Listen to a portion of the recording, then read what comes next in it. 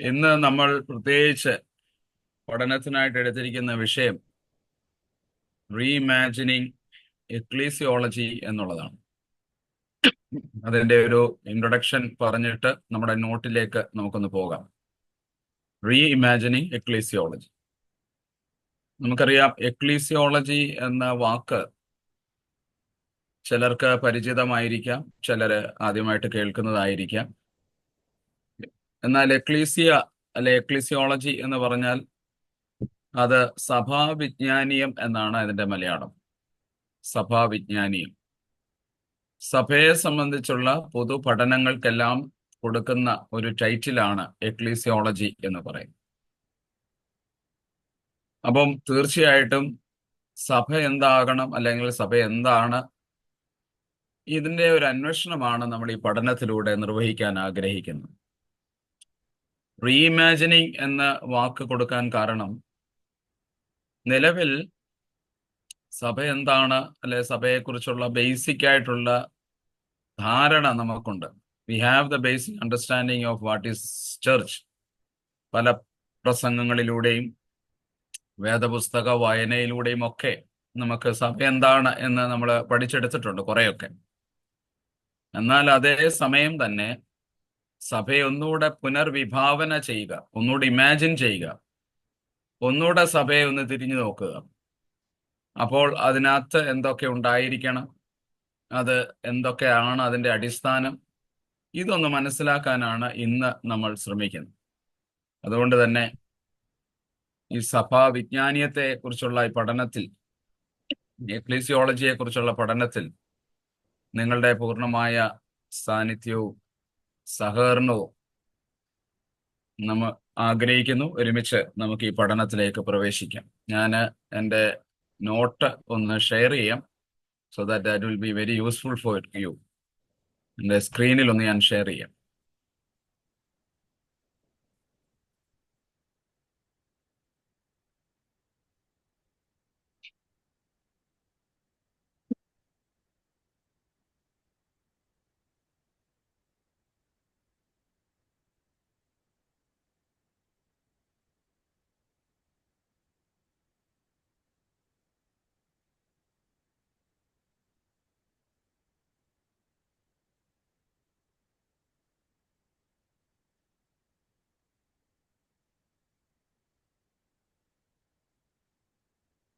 Screen കാണാമല്ലോ അച്ഛാ?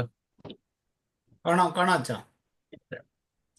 അപ്പം നമ്മൾ ഇന്ന് പഠിക്കുന്നത് റീഇമാജിനിങ് എക്ലീസിയോളജി എന്നുള്ളതാണ്. എന്താണ് എക്ലീസിയ? ഇതിന്റെ ഒരു റൂട്ട് വേർഡ് എക്ലീസിയോളജി എന്നൊക്കെ നമ്മൾ പറയുമ്പോൾ, സഭ എന്ന് പറയുമ്പോൾ എന്താണ് സഭ, ഈ വാക്കിനെ ഒന്ന് പഠിച്ചെടുക്കേണ്ടതായിട്ടുണ്ട്. എങ്ങനെയാണ് ഈ വാക്കിനെ ഒന്ന് നമുക്ക് ഉൾക്കൊള്ളാൻ സാധിക്കുന്നത്, എങ്ങനെയാണ് ഇതിന്റെ അർത്ഥം നമുക്കൊന്ന് മനസ്സിലാകുന്നത്, ഇതാണ് നമ്മൾ നോക്കുന്നത്. എക്ലീസിയ എന്ന് പറഞ്ഞാൽ സാധാരണ നമ്മൾ പെട്ടെന്ന് ട്രാൻസ്ലേറ്റ് ചെയ്യുന്നത് ചർച്ച് എന്ന് പറഞ്ഞ വാക്കുകൊണ്ടാണ്. എക്ലീസിയ എന്ന ഗ്രീക്ക് ടേമിനെ നമ്മൾ ട്രാൻസ്ലേറ്റ് ചെയ്യുമ്പോൾ we give the title as church, സഭ എന്നാണ് പൊതുവെ പറയുന്നത്. എന്നാൽ കുറച്ചുകൂടെ എക്ലീസിയ എന്താണ് എന്ന് ഒന്ന് പഠിക്കാനാണ് നമ്മൾ ശ്രമിക്കുന്നത്. It is not just equal to church, കുറച്ചുകൂടെ വ്യത്യാസമുണ്ട്. കാരണം 1 കൊരിന്ത്യർ 12-ാം അധ്യായത്തിൽ അപ്പോസ്തലനായ വിശുദ്ധ പൗലോസാണ് എക്ലീസിയ എന്നൊരു വാക്ക് ഉപയോഗിക്കുന്നത്. ഈ വാക്കിന്റെ ഒരു ബേസിക് അർത്ഥം തന്നെ, പൗലോസ് ജീവിച്ച കാലഘട്ടത്തിൽ ഒരുപാട് കൂട്ടായ്മകൾ ഉണ്ടായിരുന്നു, കൂടിവരവുകൾ ഉണ്ടായിരുന്നു. There was lot of gathering and fellowships happening.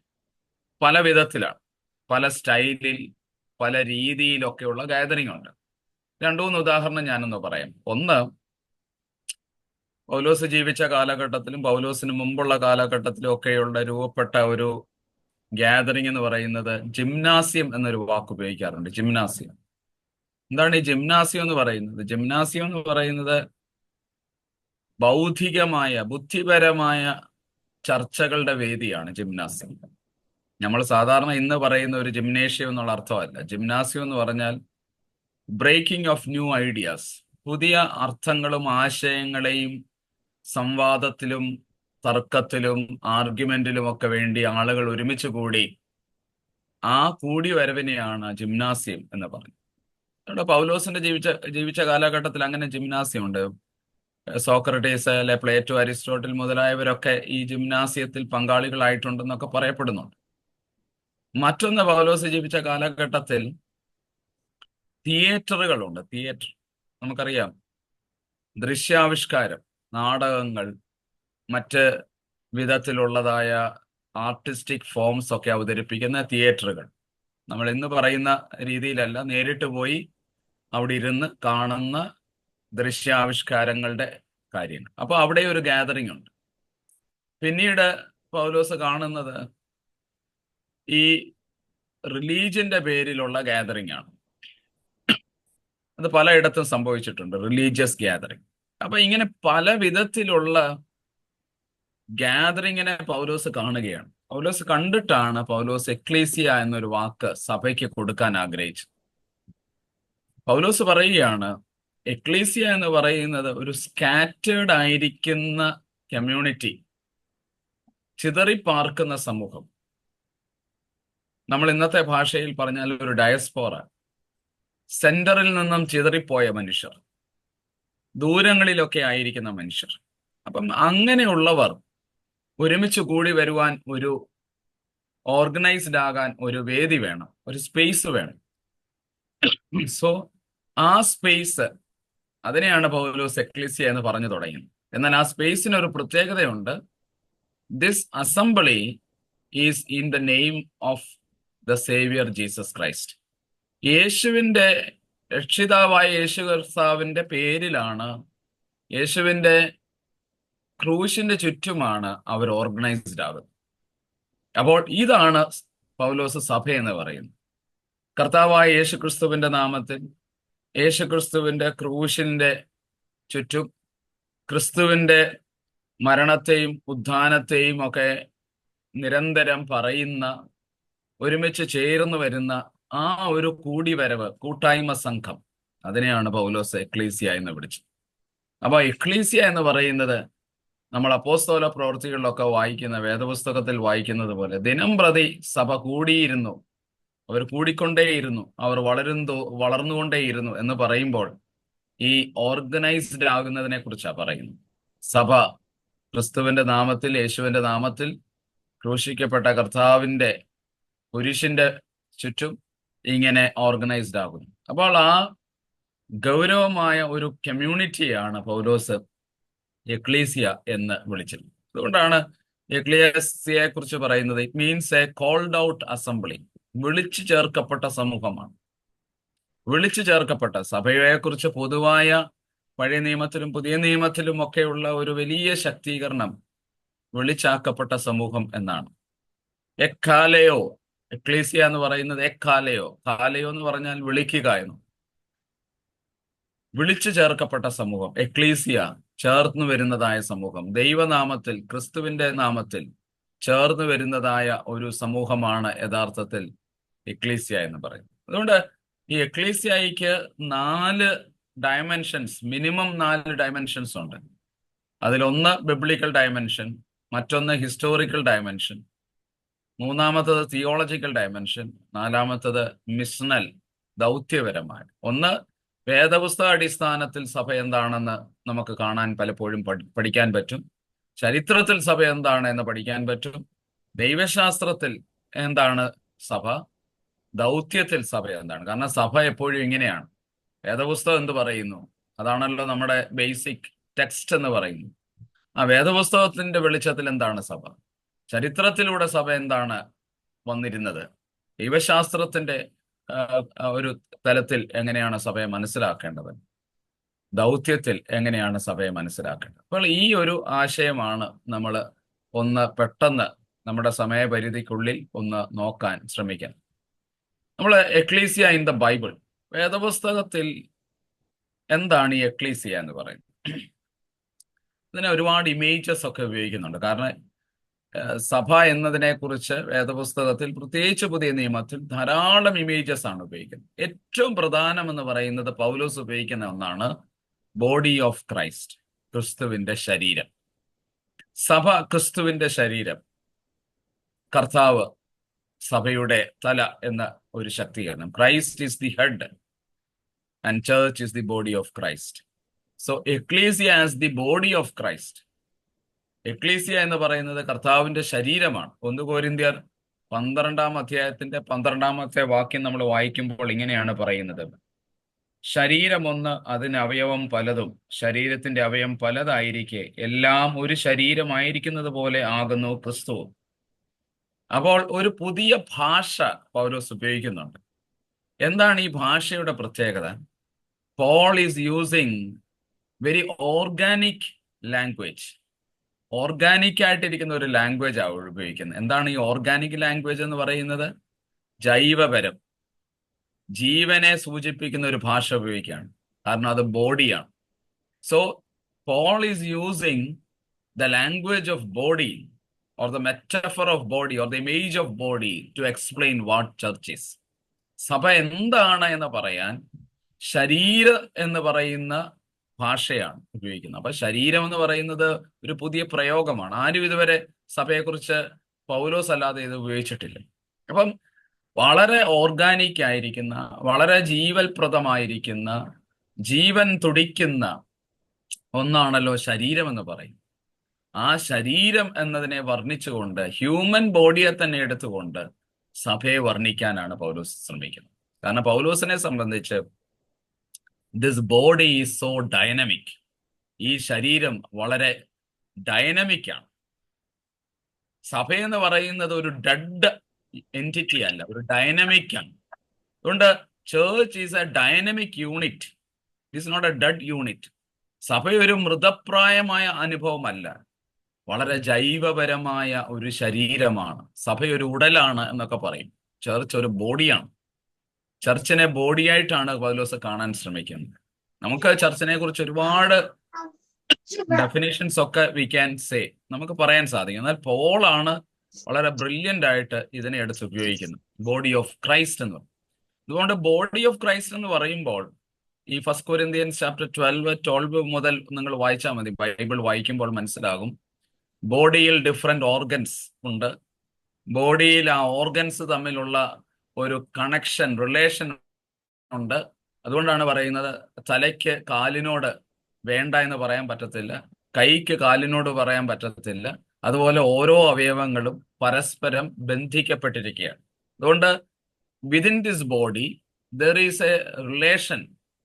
ഒരു റിലേഷൻ ഡെവലപ്പ് ചെയ്യുന്നതിനെ കുറിച്ച്, ഒരു എക്സിസ്റ്റൻഷ്യൽ റിലേഷനെ കുറിച്ച് പോൾ പറയുന്നു. അസ്തിത്വപരമായ ബന്ധം. കാരണം without one another cannot exist. അതാണ് പോളിന്റെ ഏറ്റവും വലിയ ഇമ്പോർട്ടൻസ്. പോള് പറയാണ്, if this body has to exist, ഈ ശരീരം നിലനിൽക്കണമെങ്കിൽ ഈ ശരീരത്തിലെ എല്ലാ അവയവങ്ങളിലും ജീവൻ ഉണ്ടാകണം, അല്ലെ, ലൈഫ് ഉണ്ടാകണം, എങ്കിലേ ഈ ശരീരം എക്സിസ്റ്റ് ചെയ്യത്തുള്ളൂ. ഏതെങ്കിലും അവയവത്തിൽ ജീവനില്ലെങ്കിൽ നമുക്ക് പറയാൻ സാധിക്കും ദിസ് ബോഡി ഈസ് എ സിക്ക് ബോഡി. ഈ ശരീരം രോഗാതുരമാണെന്ന് പറയേണ്ടി വരും. കാരണം ആ ശരീരത്തിൽ എവിടെയോ ജീവനില്ല എന്നുള്ളതാണ്. അതുകൊണ്ട് ഈ ബോഡിയുടെ ഡൈനാമിസത്തെ കുറിച്ച് പറയുന്നത് everywhere there is life. എല്ലാ അവയവങ്ങളിലും, ഈ ശരീരത്തിന്റെ എല്ലാ അവയവങ്ങളിലും ജീവനുണ്ട്. ആ ജീവനാണ് ഈ ശരീരത്തെ ചലനാത്മകമാക്കുന്നത്, ചടുലമാക്കി തീർക്കുന്നത്, ഡൈനമിക് ആക്കി തീർക്കുന്നതെന്ന് പോള് യൂസ് ചെയ്യുന്ന ഒരു അർത്ഥമാണ്. മാത്രമല്ല, ഞാൻ മുമ്പേ പറഞ്ഞതുപോലെ വളരെ ഇന്റഗ്രലി കണക്റ്റഡ് ആണ്. ഇന്റർ ഡിപ്പെൻഡന്റ് എന്നൊക്കെ നമ്മൾ പറയും. പരസ്പരമായി ബന്ധിക്കപ്പെട്ടിരിക്കുകയാണ്. അതുകൊണ്ട് ഒന്നില്ലാതെ മറ്റൊന്നിനും നിലനിൽക്കാൻ കഴിയത്തില്ല. അപ്പോൾ ഒരു അവയവം മറ്റൊരു അവയവം ഇല്ലാതെ നിലനിൽക്കാൻ, എനിക്ക്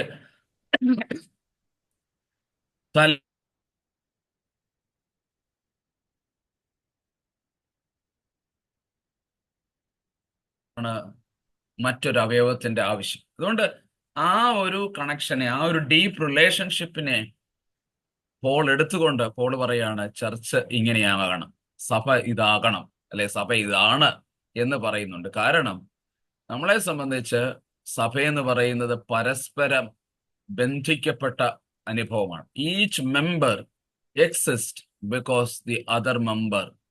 മറ്റ് ഒരു അംഗം ഉള്ളത് കൊണ്ടാണ് നമ്മൾ നിലനിൽക്കുന്നത് എന്ന് അടിസ്ഥാനപരമായ ഒരു ചിന്തയാണ് പൗലോസ് ഈ പ്രയോഗത്തിലൂടെ പറയുന്നത്. പൗലോസ് പറയുന്നുണ്ട്, ക്രൈസ്റ്റ് ആണ് ഇതിന്റെ head. The supreme head is Christ. ക്രിസ്തുവാണ് ഇതിന്റെ തല. ക്രിസ്തു തലയായിരിക്കുമ്പോൾ മറ്റ് ശരീരങ്ങളെല്ലാം ക്രിസ്തുവുമായിട്ട് ബന്ധിക്കപ്പെട്ടിരിക്കുകയാണ്. So it is integrally related with the head of the body, that is Christ. യേശു കർത്താവാകുന്ന തലയുമായിട്ട് ഈ ശരീരം മൊത്തത്തിൽ ബന്ധിക്കപ്പെടുന്നു. അങ്ങനെയാണ് ഇതിനെ കാണാൻ ശ്രമിക്കുന്നത്. രണ്ടാമത് പത്രോസ് ഉപയോഗിക്കുന്ന ഒരു ഫ്രേസാണ് ഗോഡ്സ് ഹൗസ് എന്ന് പറയുന്നത്. ദൈവത്തിന്റെ ഭവനം എന്ന് പറയുന്നത് സഭയെക്കുറിച്ച് പറയുന്നതാണ്, എക്ലീസിയയെ കുറിച്ച് പറയുന്നതാണ്. The assembly is God's house. പത്രോസിന്റെ ഒരു പ്രയോഗമുണ്ട്. ഫസ്റ്റ് പീറ്റർ 2-ലും 4-ലും ഒക്കെ കാണുന്ന ഒരു പ്രയോഗമുണ്ട്. ആ പ്രയോഗം എന്ന് പറഞ്ഞാൽ ആത്മീക ഗ്രഹം എന്നാണ്. Spiritual home, spiritual house. അപ്പം സഭ ഒരു ആത്മീയ ഗ്രഹമാണ്. അത് കേവലം ഒരു ക്ലബ്ബ് പോലെ കൂടി വരുന്ന ഒന്നല്ല, ഒരു ആത്മീയ ഗ്രഹം. കാരണം അതിൻ്റെ ട്രാൻസാക്ഷൻസ്, അതിൻ്റെ ക്രയവിക്രയങ്ങൾ, അവിടെ നടക്കുന്നതായ ഇടപാടുകൾ ഒരു സ്പിരിച്വൽ ലൈഫിനെ കുറിച്ചാണ് പറയുന്നത്, ഒരു ആത്മീയ ജീവിതത്തെ കുറിച്ചാണ് പറയുന്നത്. അതുകൊണ്ടാണ് നമുക്ക് അറിയാൻ സാധിക്കും, ഈ ഫസ്റ്റ് പീറ്ററിൽ തന്നെ ചാപ്റ്റർ 2 ഒക്കെ വായിക്കുമ്പോൾ അവിടെ പത്രോസ് പറയുന്നുണ്ട്, നിങ്ങളോ അന്ധകാരത്തിൽ നിന്നും അത്ഭുത പ്രകാശത്തിലേക്ക് വിളിച്ചു വേർതിരിച്ചിരിക്കുന്ന തെരഞ്ഞെടുക്കപ്പെട്ട ജാതിയും രാജകീയ പുരോഹിത വർഗവും വിശുദ്ധ വംശവും സ്വന്തം ജനം എന്നൊക്കെ പറയുന്നുണ്ട്. അപ്പോൾ ഈ തെരഞ്ഞെടുക്കപ്പെട്ട, വിളിച്ചു ചേർക്കപ്പെട്ട ഈ സമൂഹം ഒരു ആത്മീയ സ്പിരിച്വൽ ഫങ്ഷനാണ് ഇതിന്റെ ഏറ്റവും വലിയ ആവശ്യം. സോ ചേർച്ചിന് ഒരു സ്പിരിച്വൽ ഫങ്ഷൻ നിർവഹിക്കാനുണ്ട്. It is the function that determines the identity of the church. It is the function that determines the identity of the church. ഒരു സഭ എന്താണ് എന്ന് പറയുന്നത് ആ സഭയുടെ പ്രവർത്തന രീതികൾ കൊണ്ടാണ്. ആ സഭയുടെ ഫങ്ഷൻ എങ്ങനെയായിരിക്കുന്നു എന്നതിനെ ബേസ് ചെയ്തുകൊണ്ടാണ്. അതുകൊണ്ട് how the church functions that determines the nature of that church. ആ സഭയുടെ സ്വഭാവം എന്താണ്, ആ സഭ അംഗങ്ങളുടെ സ്വഭാവം എന്താണ്, എന്തിനാണ് ഈ സഭ നിലനിൽക്കുന്നത്. നമുക്കറിയാം, നമ്മളിപ്പോൾ വിദേശ രാജ്യത്ത് മറ്റൊരു കൾച്ചറൽ സിറ്റുവേഷൻ സെറ്റിങ്ങിലാണ്. അവിടെ സഭയാകുന്നത് എപ്പോഴാണ്? When we delve into this function. കർത്താവ് നമ്മളെക്കുറിച്ച് ആഗ്രഹിക്കുന്ന ഒരു പ്രവർത്തനത്തിൽ നമ്മൾ പങ്കാളികളാകുമ്പോഴാണ് നമ്മൾ സഭയായി തീരുന്നത്. സഭ ഒരിടത്ത് പ്രവർത്തിക്കുന്നു എന്ന് നമ്മൾ പലപ്പോഴും പറയാറുണ്ട്. എന്നാൽ തിരിച്ചു പറയുന്ന ഒന്നാണ്, നമ്മുടെ പ്രവർത്തനത്തിലൂടെയാണ് സഭ രൂപപ്പെടുന്നത്. So the function also helps to organise the church. സഭയെ സംഘടിതമാക്കുന്നത് സഭയുടെ ഈ ദൗത്യങ്ങളാണ്, സഭയുടെ വിറ്റ്നസ് ആണ്. നമ്മൾ പറയുന്നതാണ്, അതുകൊണ്ടാണ് പറയുന്നത് ഒരു മിഷണൽ ആസ്പെക്ട്. സഭയുടെ ദൗത്യവും സഭയുടെ സാക്ഷ്യവും സഭയുടെ പ്രവർത്തനവുമാണ് സഭ എന്താണ് എന്ന് ലോകത്തോട് പറയുന്നത്. അതുകൊണ്ടാണ് പലപ്പോഴും പറയുന്നത്, church can become a club. There is a danger for any church to become a club. ഏതൊരു സഭയ്ക്ക് ഒരു ഡേഞ്ചർ സാധ്യതയുണ്ട്. എന്താണ് ഒരു ഡേഞ്ചർ സോൺ? ആ ഡേഞ്ചർ സോൺ എന്ന് പറയുന്നത് സഭ ഒരു ക്ലബ് ആകാൻ പെട്ടെന്ന് സാധിക്കും. കാരണം സഭയ്ക്ക് വേണ്ടി, സഭ എന്ന് പറയുന്നത് ആത്മീയ ആ ഗ്രഹം, അതിനുള്ളിലുള്ള അംഗങ്ങൾക്ക് വേണ്ടി മാത്രം ജീവിക്കുമ്പോൾ അത് ക്ലബ് ആവുക. If we are living for our own self, if you are living for our own rights, if you are functioning for our own desires, നമ്മുടെ ഇഷ്ടങ്ങൾക്ക്, നമ്മുടെ താല്പര്യങ്ങൾക്ക്, നമ്മുടെ ചില അവകാശങ്ങൾക്ക് വേണ്ടി മാത്രം നമ്മൾ ജീവിക്കുകയാണെങ്കിൽ സഭ ഒരു ക്ലബ്ബ് പോലെ ആകുന്നു എന്നുള്ളത് നമ്മൾ തിരിച്ചറിയണം. എന്നാൽ സഭ എന്തായിരിക്കണം? സഭ ലോകത്തിന് വേണ്ടിയാണ്. സഭ ലോകത്തിന് വേണ്ടിയാണ്. So this body of Christ or God's house is for the world. ഈ ലോകത്തിന് വേണ്ടിയാണ് നമ്മളെ കർത്താവ് സഭയുടെ ഭാഗമാക്കിയിരിക്കുന്നത്. അതുകൊണ്ട് സഭ ലോകത്തിൽ നിന്ന് മാറി നിന്ന് ഒരു എക്സ്ക്ലൂസീവ് ആയിരിക്കുന്ന എൻറ്റിറ്റി അല്ല. അങ്ങനെയല്ല സഭ കുറിച്ച് വേദപുസ്തകം പറയുന്നത്. സഭ നിരന്തരം ലോകത്തിൽ ഇടപെടുന്ന ഒന്നായിട്ടാണ്. അതുകൊണ്ട് ലോകത്തിനു വേണ്ടി വേർതിരിക്കപ്പെട്ട ലോകത്തിനു വേണ്ടി ഇറക്കപ്പെട്ട ഒരു കൂട്ടമാണ് സഭ എന്ന് പറയും. മറ്റൊരർത്ഥം, ഒരു മിസ്റ്ററി ഉണ്ട് സഭയെക്കുറിച്ച്. സഭ അത് പൗലോസ് തന്നെ പറയുന്നതാണ്. എഫേസ്യർ 3-ാം അധ്യായത്തിൽ പറയുന്നുണ്ട്, there is A mystery in the understanding of ecclesia. Ecclesia മനസ്സിലാക്കണമെങ്കിൽ അതിനുള്ളിൽ ഈ പറയുന്നതായ ഒരു അർത്ഥധാര കിടപ്പുണ്ട്. മറ്റൊന്ന്, നമ്മൾ വളരെ പോപ്പുലർ ആയിട്ട് ഉപയോഗിക്കുന്ന ഒന്നാണ് ബ്രൈഡ് ഓഫ് ക്രൈസ്റ്റ്. അല്ലേ, ചർച്ച് എന്താണ്? ക്രിസ്തുവിന്റെ മണവാട്ടി എന്നൊക്കെ പറയുന്നത്. അത് മാത്യു ചാപ്റ്റർ 25 ഒക്കെ വായിക്കുമ്പോൾ അവിടെ അതാണ് കാണുന്നത്. മാത്യു ചാപ്റ്റർ 25 റെവലേഷൻ, എഫേഷ്യൻസ്, ഇതിലെല്ലാം ബ്രൈഡ് എന്ന് പറയുന്നുണ്ട്. അതൊക്കെ ഒരു പോപ്പുലർ അണ്ടർസ്റ്റാൻഡിങ് ആണ്. മറ്റൊന്ന്, പീറ്റർ തന്നെ പറയുന്ന എന്താണ്? ലിവിങ് സ്റ്റോൺസ്, ജീവനുള്ള കല്ലുകൾ. ജീവനുള്ള കല്ലുകൾ. ഞാൻ ആ ജീവൻ ഡൈനാമിക്സ് പറഞ്ഞതാണ്. ചർച്ച് ലിവിങ് സ്റ്റോൺസ് ആണ്. അപ്പോൾ അവിടെ പത്രോസ് പറയുന്നുണ്ട്, Jesus Christ is the corner stone. മൂലക്കല്ല് കർത്താവായിരിക്കുകയും നമ്മളെല്ലാവരും ആ കല്ലിനോട് ബന്ധിക്കപ്പെടുകയും ചെയ്യുന്നു. ഒരു ബിൽഡിങ്ങിന്റെ ഇമാജിനേഷനിലൂടെയാണ് പറയുന്നത്. ഒരു ബിൽഡിങ്ങിന്റെ ഇമാജിനേഷനകത്ത് കോർണർ സ്റ്റോൺ ആണ് നമ്മൾ എപ്പോഴും ലേ ചെയ്യുന്നത്, അല്ലെ? അടിസ്ഥാന ശില എന്ന് പറയും, ഫൗണ്ടേഷൻ സ്റ്റോൺ. അപ്പോൾ ആ ഫൗണ്ടേഷൻ സ്റ്റോൺ ക്രൈസ്റ്റ് ആയിരിക്കുമ്പോൾ we all are related to that stone. That means we all share the life of Christ. യേശുവിന്റെ ഈ മൂലക്കല്ലായിരിക്കുന്ന കർത്താവിന്റെ ജീവനെയാണ് നമ്മളെല്ലാവരും ഷെയർ ചെയ്യുന്നത്. അങ്ങനെ ഷെയർ ചെയ്യുമ്പോഴാണ് we will become the living stones. ചലനാത്മകമാകുന്ന ഒരു അനുഭവം അവിടെ ഉണ്ടാകുന്നുണ്ട്. അതുകൊണ്ട് ലിവിങ് സ്റ്റോൺസ് എന്ന് പറയുന്ന ഒരു അർത്ഥം. കൂടാതെ തന്നെ മാത്യുവിൽ നമ്മൾ വളരെ പോപ്പുലർ ആയിട്ട് ഉപയോഗിക്കുന്നു, ഉപ്പും വെളിച്ചവും. നിങ്ങൾ ലോകത്തിന്റെ വെളിച്ചം, ഭൂമിയുടെ ഉപ്പ്.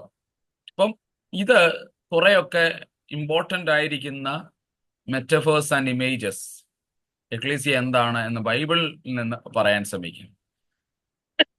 ഇനി ഞാൻ പറഞ്ഞല്ലോ, ഹിസ്റ്റോറിക്കലി നമ്മൾ പറയാൻ ശ്രമിക്കുകയാണ്. ഹിസ്റ്റോറിക്കലി എക്ലീസിയ എന്താണ്? ഹിസ്റ്റോറിക്കലി എക്ലീസിയ എന്താണ് എന്ന് പറയുമ്പോൾ ഇതിനകത്ത് ഏറ്റവും പ്രധാനപ്പെട്ട ഒന്ന്, നമ്മൾ ബുക്ക് ഓഫ് ആക്ട്സ് വായിക്കണം എന്നാണ് ഞാൻ പറയുന്നത്. അപ്പോസ്തല പ്രവൃത്തി വായിക്കും. അപ്പോസ്തല പ്രവൃത്തികൾ വായിക്കുമ്പോൾ അവിടെ നമ്മൾ ആദിമ സഭയുടെ ചരിത്രം, ഹിസ്റ്ററിയാണ് പറയും. First century church. എങ്ങനെയായിരുന്നു ചർച്ച് പ്രവർത്തിച്ചത്? എന്തായിരുന്നു ചർച്ചിന്റെ nature? The nature and function of the first century church. അത് കൃത്യമായിട്ടും നമുക്ക് കിട്ടുന്നത് അപ്പോസ്തല പ്രവൃത്തികളിലാണ്. അവിടെ നമ്മൾ കാണുന്നുണ്ട് 2-3 ലീഡർഷിപ്പിലുള്ള ഒരു മുന്നേറ്റമാണ് സഭ. ചർച്ച് ഒരു മൂവ്മെന്റ് ആയിട്ടാണ് അവിടെ നിൽക്കുന്നത്. ചർച്ച് ഒരു മൂവ്മെന്റ് ആണ്. ആരുടെയൊക്കെ ആണ് ലീഡർഷിപ്പ് എന്ന് പറയുന്നത്? 3 ലീഡർഷിപ്പ് പ്രധാനമായും നമുക്ക് കാണാൻ സാധിക്കും. ആദ്യത്തെ ഫസ്റ്റ് 6 ചാപ്റ്റേഴ്സ് നമ്മൾ വായിക്കുമ്പോൾ we find the disciple of Jesus, Peter leading. അപ്പൊ യേശുവിന്റെ ശിഷ്യന്മാരുടെ ഒരു ചരിത്രമാണ്, അവരുടെ പ്രവർത്തന ചരിത്രമാണ് ആക്ട്സ്, അപ്പോസ്തല പ്രവൃത്തി 1 മുതൽ 6 വരെയുള്ള അധ്യായങ്ങൾ വായിക്കും. അതിൽ തന്നെ പീറ്റർ ആണ് ലീഡ് റോളിൽ നമ്മൾ കാണും. പത്രോസാണ്. അറിയാം, ചാപ്റ്റർ 2 വായിക്കുമ്പോൾ 14 പത്രോസ് എഴുന്നേറ്റ് നിന്ന് പറയുന്നു, നിങ്ങൾ വിചാരിക്കും പോലെ ഞങ്ങൾ ലഹരി പിടിച്ചവരല്ല എന്നൊക്കെ പറഞ്ഞു. അതുകൊണ്ട് പത്രോസിന്റെ ഒരു ലീഡർഷിപ്പ് അവിടെ വരുന്നുണ്ട്. പത്രോസ് തന്നെ ഒരു സഭയുടെ അടിസ്ഥാന വിശ്വാസം പ്രഖ്യാപിക്കുന്നുണ്ട്. അതിങ്ങനെയാണ് പറയുന്നത്, ചാപ്റ്റർ 2 നിങ്ങൾ ക്രൂശിച്ച ക്രിസ്തുവിനെയാണ് ഞങ്ങൾ പ്രസംഗിക്കുന്നത്. We preach the Christ whom you have crucified.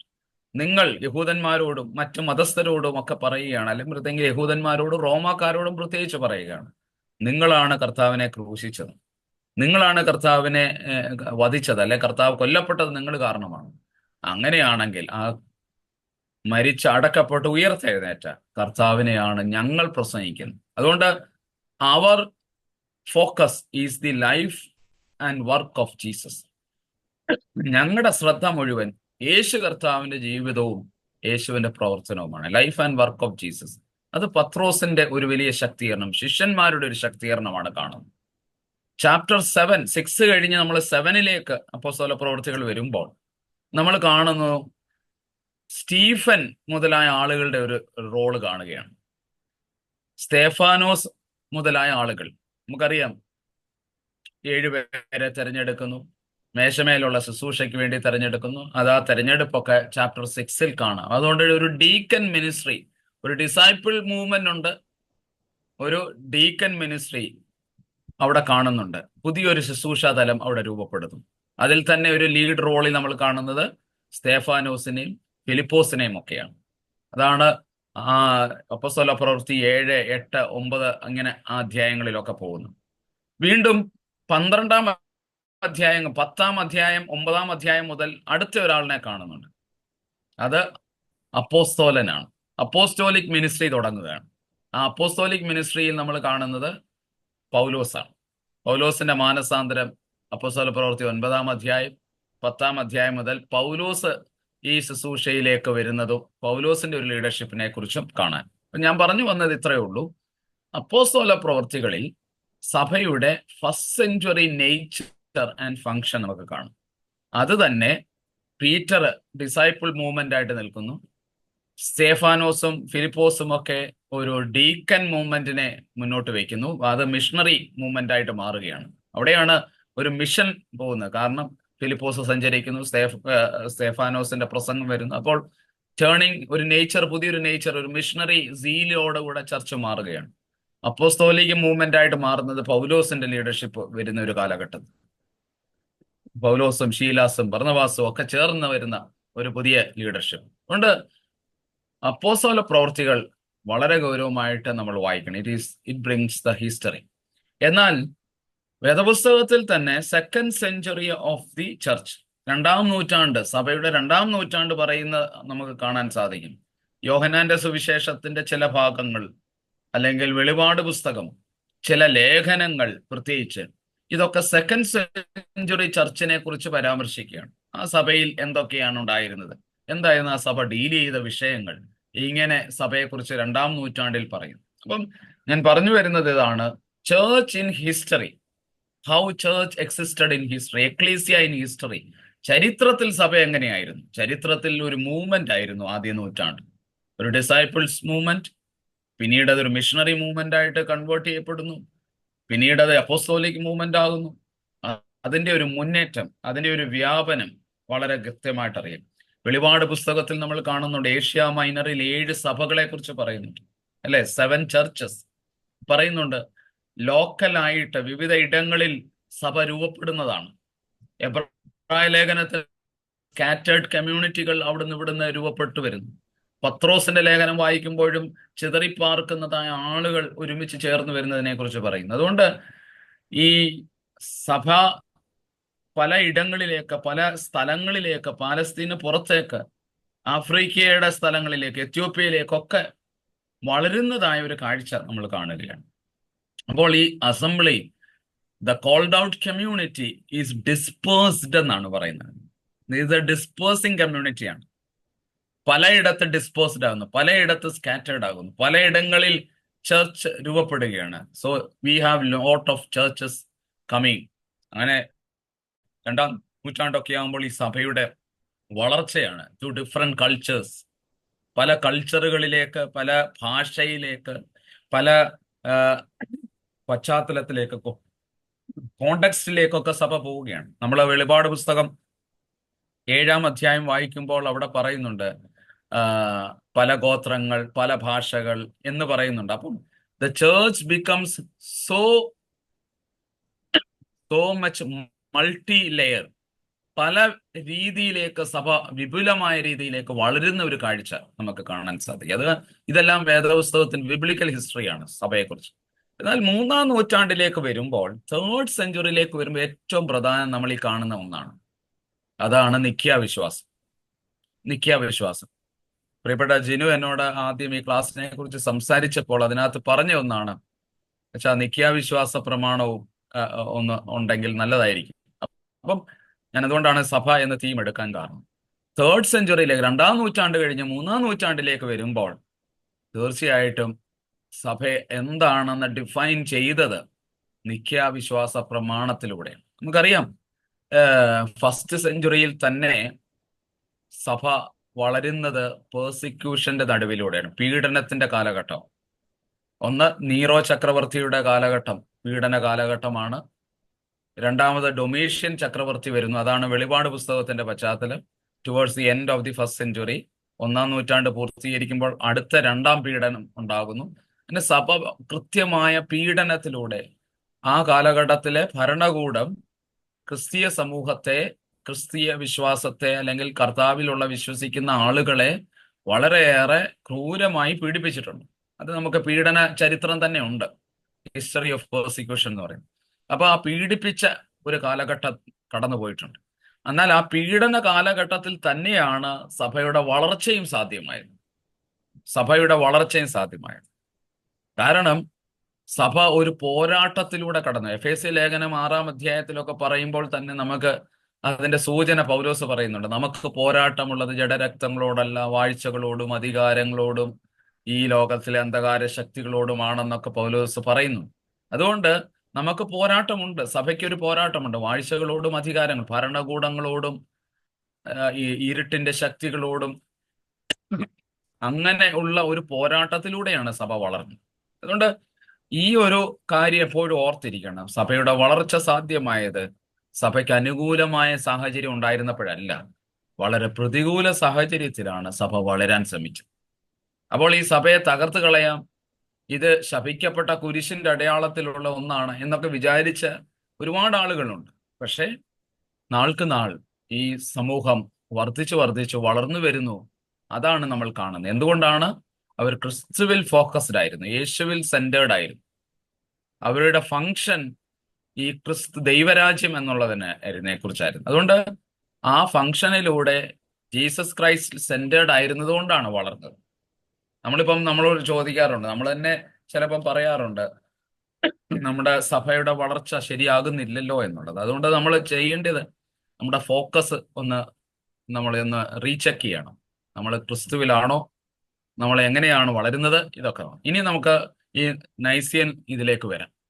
എന്താണ് ഈ നൈസിയൻ ക്രീഡ് എന്ന് പറയുന്നത്? AD 325 നൈസിയ വരുന്നത്. ഈ വർഷം ഈ ഒരു കാലഘട്ടം 1700-ാം ആണ്ട് ആണെന്ന് ലോകം മുഴുവൻ ഈ നൈസിയൻ ക്രീഡിനെ കുറിച്ച് പറയുന്നുണ്ട്. ഇപ്പോൾ തന്നെ WCCയിലും ക്രിസ്ത്യൻ കോൺഫറൻസ് ഓഫ് ഏഷ്യ CCAയിലും മറ്റ് എക്യുമെനിക്കൽ ബോഡീസിലും ഒക്കെ നൈസിയയുടെ ഹിസ്റ്ററിയെയും പഠനത്തെയും ഇന്ന് സഭ എങ്ങനെ ആയിരിക്കണം എന്നതിനെ കുറിച്ചൊക്കെ പഠിക്കുന്നുണ്ട്. അപ്പൊ we are into the 1700 year of this Nicene creed.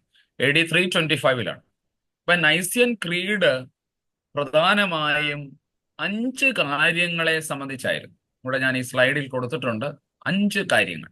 ഒന്ന്, who is Jesus? Who is Jesus Christ? യേശു കർത്താവ് ആരാണ്?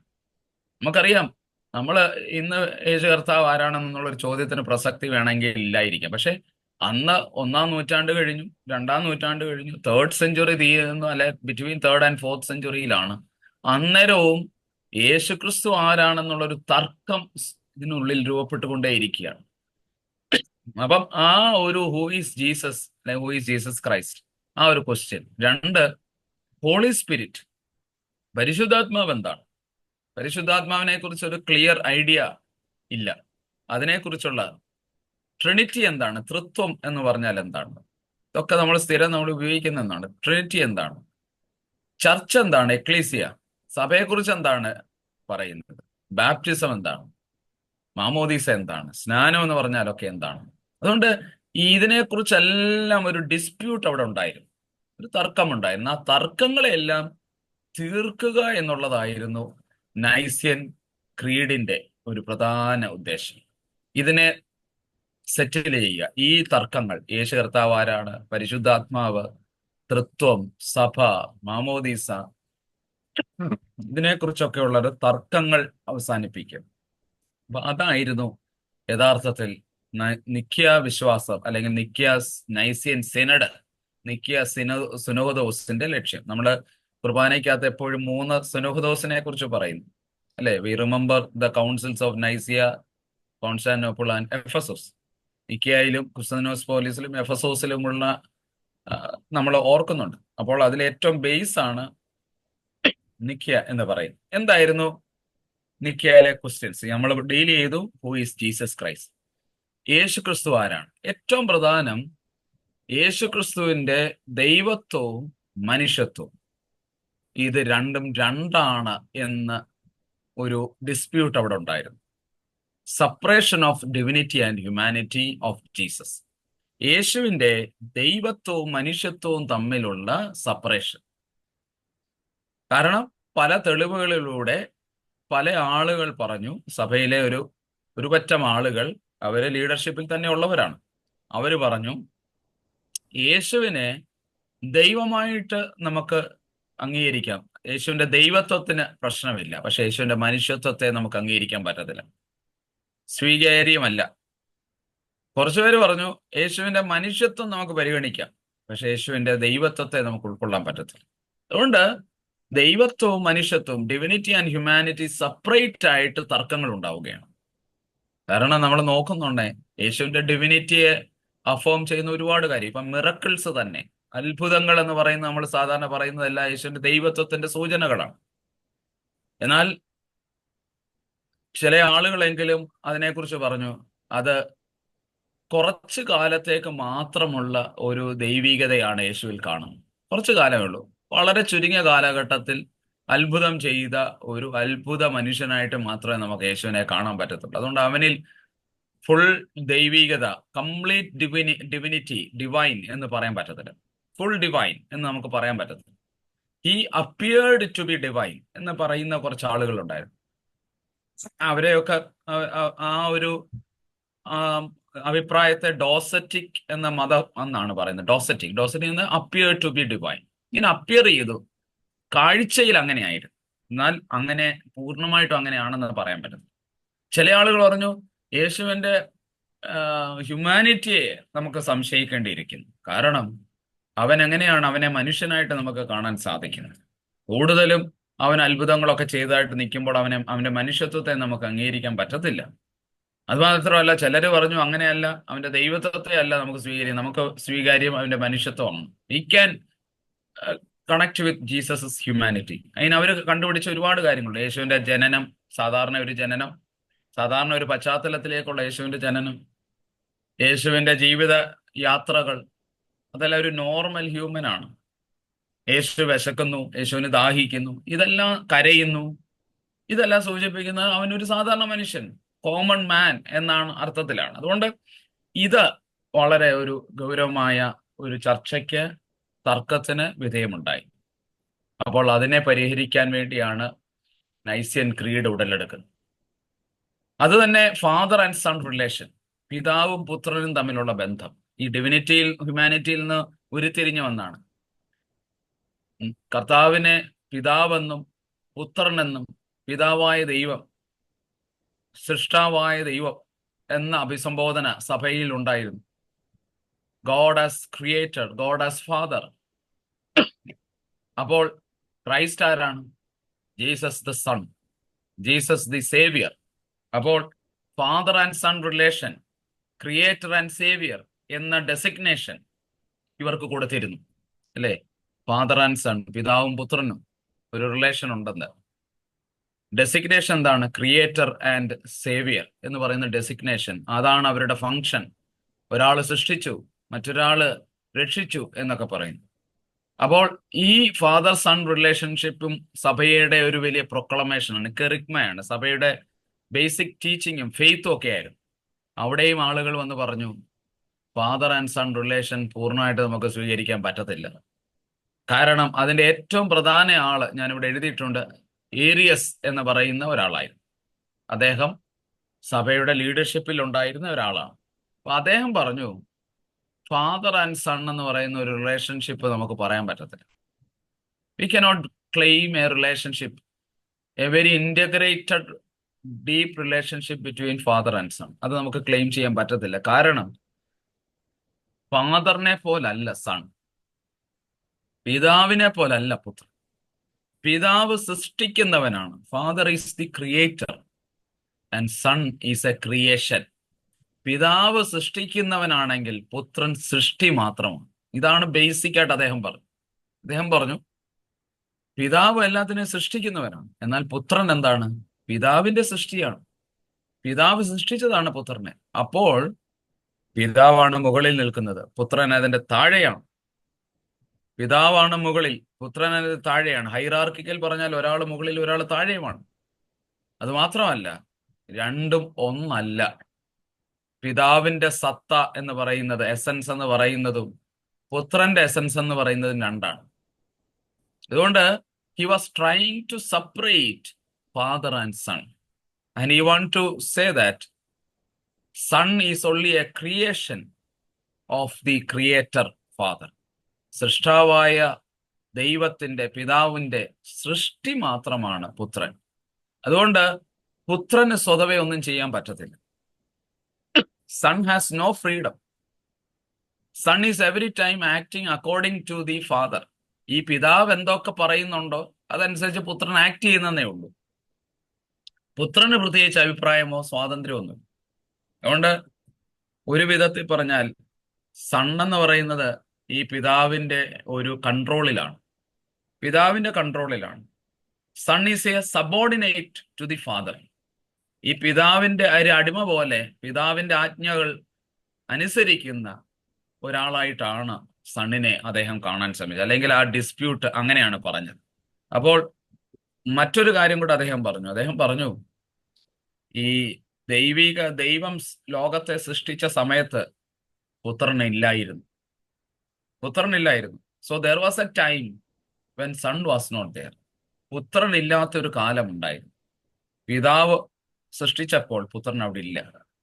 ഇങ്ങനെയുള്ള വാദഗതികൾ ഉയർത്തി വളരെയേറെ കൺഫ്യൂഷൻ സഭയ്ക്കുള്ളിൽ രൂപപ്പെടുകയാണ്. അങ്ങനെ രൂപപ്പെട്ടപ്പോഴാണ് ഈ നൈസിയൻ ക്രീഡ്, അല്ലെ നൈസിയൻ നിക്യ സുനോദോസ് കൂടി ഇതിനെ പരിഹരിക്കാൻ ശ്രമിക്കുന്നത്. അതിനകത്ത് ഞാൻ പറയുന്നുണ്ട് എന്താണ് നൈസിയന്റെ ത്രസ്റ്റ്. നിക്യ വിശ്വാസം അല്ലെങ്കിൽ നിക്യ സുനോദോസ് ഒന്നാമത് പറഞ്ഞു, ദ വേർഡ് ബിക്കെയിം ഫ്ലഷ്. അതാണ് ജഡാവതാരം, ഇൻകാർണേഷൻ. അതുകൊണ്ട് Jesus Christ is the incarnation of the eternal God. നിത്യദൈവത്തിന്റെ ജഡാവതാരം, വചനം ജഡമായി തീർന്ന ഒന്നാണ് യേശു കർത്താവ്. അപ്പോൾ വചനം ജഡമായെങ്കിൽ, പിതാവ് പുത്രനായി തീർന്നെങ്കിൽ, അതിന്റെ അർത്ഥം പിതാവും പുത്രനും തമ്മിൽ അടിസ്ഥാനപരമായി വ്യത്യാസമില്ല എന്ന് പറഞ്ഞു. വേദപുസ്തകത്തിലെ ഈ ശക്തീകരണം നമ്മൾ എപ്പോഴും ഉപയോഗിക്കും. നമ്മളിപ്പോൾ ഒരു ക്രിസ്മസ് കാലത്തിലേക്ക് പ്രവേശിക്കുമ്പോൾ ഏറ്റവും കൂടുതൽ ഇനി ജഡാവതാരത്തെ കുറിച്ചാണ് പറയാൻ പോകുന്നത്. Word became flush, God became human. ദൈവം മനുഷ്യനായി തീർന്നു എന്നൊക്കെ പറഞ്ഞു. ഈ ദൈവം മനുഷ്യനായി തീർന്നെങ്കിൽ തീർച്ചയായിട്ടും ആ ദൈവത്വത്തിന് കുറവ് വന്നില്ല. അതാണ് നിത്യാവിശ്വാസ സമൂഹം പറഞ്ഞത്. ദൈവത്വത്തിന് കുറവ് വന്നിട്ടല്ല മനുഷ്യനായി തീർന്നത്. To become human is not a reducing the divinity. മനുഷ്യനാവുക എന്ന് പറഞ്ഞാൽ ദൈവത്വം കുറയുക എന്നുള്ളതല്ല അർത്ഥം. ദൈവത്വം അതേപോലെ നിലനിർത്തിയാണ് മനുഷ്യനായി തീർന്നത്. അപ്പോൾ മനുഷ്യൻ എന്ന് പറയുന്ന ആ അനുഭവത്തെ, ആ അവസ്ഥയെ ദൈവത്വത്തിന് വിരുദ്ധമായിട്ട് സെപ്പറേറ്റ് ആയിട്ട് കാണാൻ കഴിയുകയില്ല എന്നാണ് നിക്യ സമൂഹം പറഞ്ഞത്. അപ്പോൾ നിക്യായിലൂടെ സഭ ലോകത്തോട് പറഞ്ഞ എക്ലീസിയയുടെ ഒരു പ്രൊക്ലമേഷൻ ഉണ്ട്, father and son is one. പിതാവും പുത്രനും ഒന്ന് തന്നെയാണ്. കാരണം ദൈവം മനുഷ്യനായി തീർന്നതാണ്. ദൈവം മനുഷ്യനായി തീർന്നതാണ്. അതുകൊണ്ട് ദൈവം മനുഷ്യനായി തീർന്നെങ്കിൽ തീർച്ചയായിട്ടും ഈ ദൈവത്വത്തിന് കുറവൊന്നില്ല. ദൈവത്വത്തിന് കുറവില്ല. മനുഷ്യത്വം കുറഞ്ഞ ഒന്നല്ല. ദൈവത്വം കുറഞ്ഞ അവസ്ഥയല്ല മനുഷ്യത്വം എന്ന് പറയുന്നത്. മനുഷ്യത്വവും ദൈവത്വവും ഒരുപോലെ ആയിരിക്കുന്നു, വൺ ആയിരിക്കുന്നു, ഒരുമിച്ചായിരിക്കുന്നു എന്ന് കൃത്യതയോടെ നിക്യ വിശ്വാസ പ്രമാണം ലോകത്തോട് പറഞ്ഞു. ഇത് സഭയുടെ ഒരു പ്രിയ പ്രഖ്യാപനമാണ്. രണ്ടാമത് ഇവിടെ പറഞ്ഞത്, ഈ ഗോഡ് ഹ്യൂമൻ ആയപ്പോൾ, human God, that human God is A historical being. അത് ചരിത്രത്തിൽ വന്ന ആണ്. എവിടെങ്കിലും ഒക്കെ ഒരു കഥയ്ക്കകത്ത് വന്ന ഒരു മിത്തല്ല, അല്ലെ? ഗോഡ് ഹ്യൂമൻ ആയി തീർന്നു, ദൈവം മനുഷ്യനായി തീർന്ന ഒരു മിത്തല്ല. മറിച്ച് എന്താണെന്ന് ചോദിച്ചാൽ ദൈവം മനുഷ്യനായി തീർന്നത് ചരിത്രത്തിലാണ് എന്ന് കൃത്യമായിട്ട് പറഞ്ഞു. അപ്പോൾ ചരിത്രത്തിൽ ആണ് ഇത് സംഭവിച്ചത്. God in history, father and son together in history. അതുകൊണ്ട് ദൈവം മനുഷ്യനായി തീർന്നത് ചരിത്രത്തിനുള്ളിലേക്കാണ് വന്നത്, മനുഷ്യന്റെ ചരിത്രത്തിനുള്ളിലേക്കാണ്. നമ്മളെപ്പോഴും ക്രിസ്മസ് കാലഘട്ടത്തിൽ എന്ന് പറയുന്ന ഒന്നാണ്, the limitless God took the form of human to become a limit എന്നുള്ളത്. പരിധിയില്ലാത്ത ദൈവം പരിധികൾക്കുള്ളിലേക്ക് ഇറങ്ങി വരാനിടയായി. ദ ഇൻഫിനൈറ്റ് ഗോഡ്, ദൈവത്തിന്റെ വലിപ്പത്തെ നമുക്ക് ഒരിക്കലും അളക്കാൻ പറ്റത്തില്ല. The infinite God become finite. ചരിത്രത്തിനുള്ളിൽ, സമയത്തിനുള്ളിൽ, ടൈം ആൻഡ് സ്പേസിനുള്ളിലേക്ക് ദൈവം ഇറങ്ങി വന്നു എന്ന് പറയുന്നു. അതിനെയാണല്ലോ നമ്മൾ ക്രിസ്മസ് എന്ന് പറയുന്നത്. God became human into our own time and space history. നമ്മുടെ സമയത്തിന്റെ ഉള്ളിലേക്ക്, ചരിത്രത്തിനുള്ളിലേക്ക് മനുഷ്യനായി ദൈവം ഇറങ്ങി വന്നു എന്ന് പറയുമ്പോൾ ദൈവത്വത്തിന് മാറ്റം വന്നില്ല.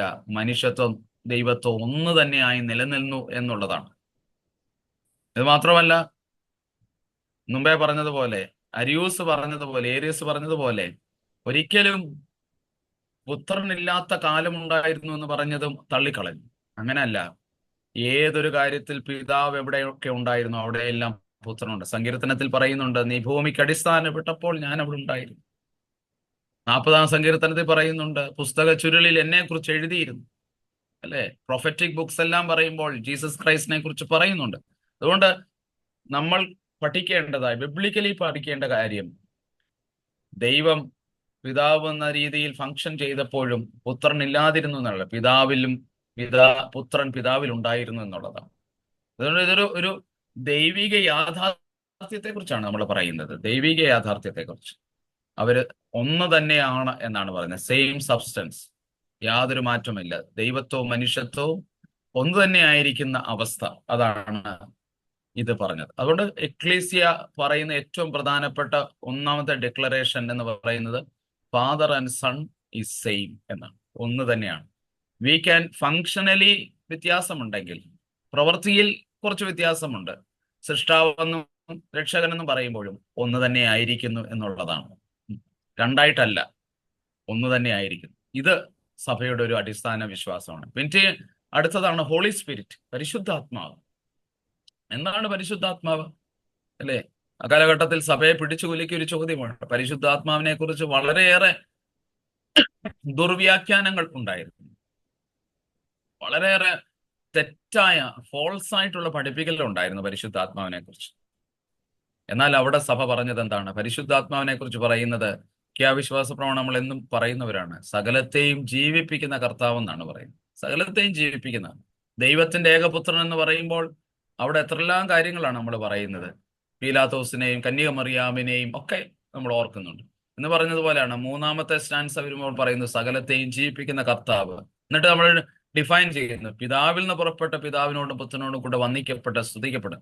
Proceeding from the father but worship. അല്ലെ, പിതാവിൽ നിന്ന് പുറപ്പെട്ടതാണെങ്കിലും പിതാവിനോടും പുത്രനോടും കൂടെ വന്ദിക്കപ്പെട്ടതാണ്.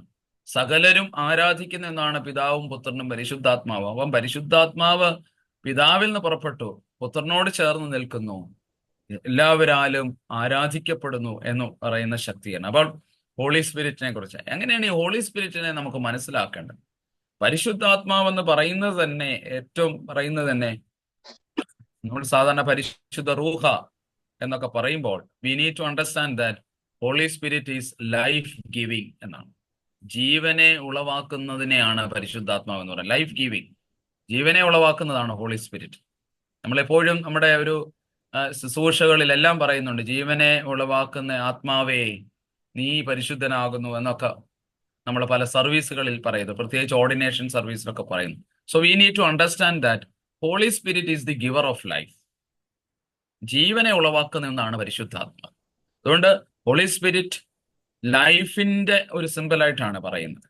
It directly talks about life.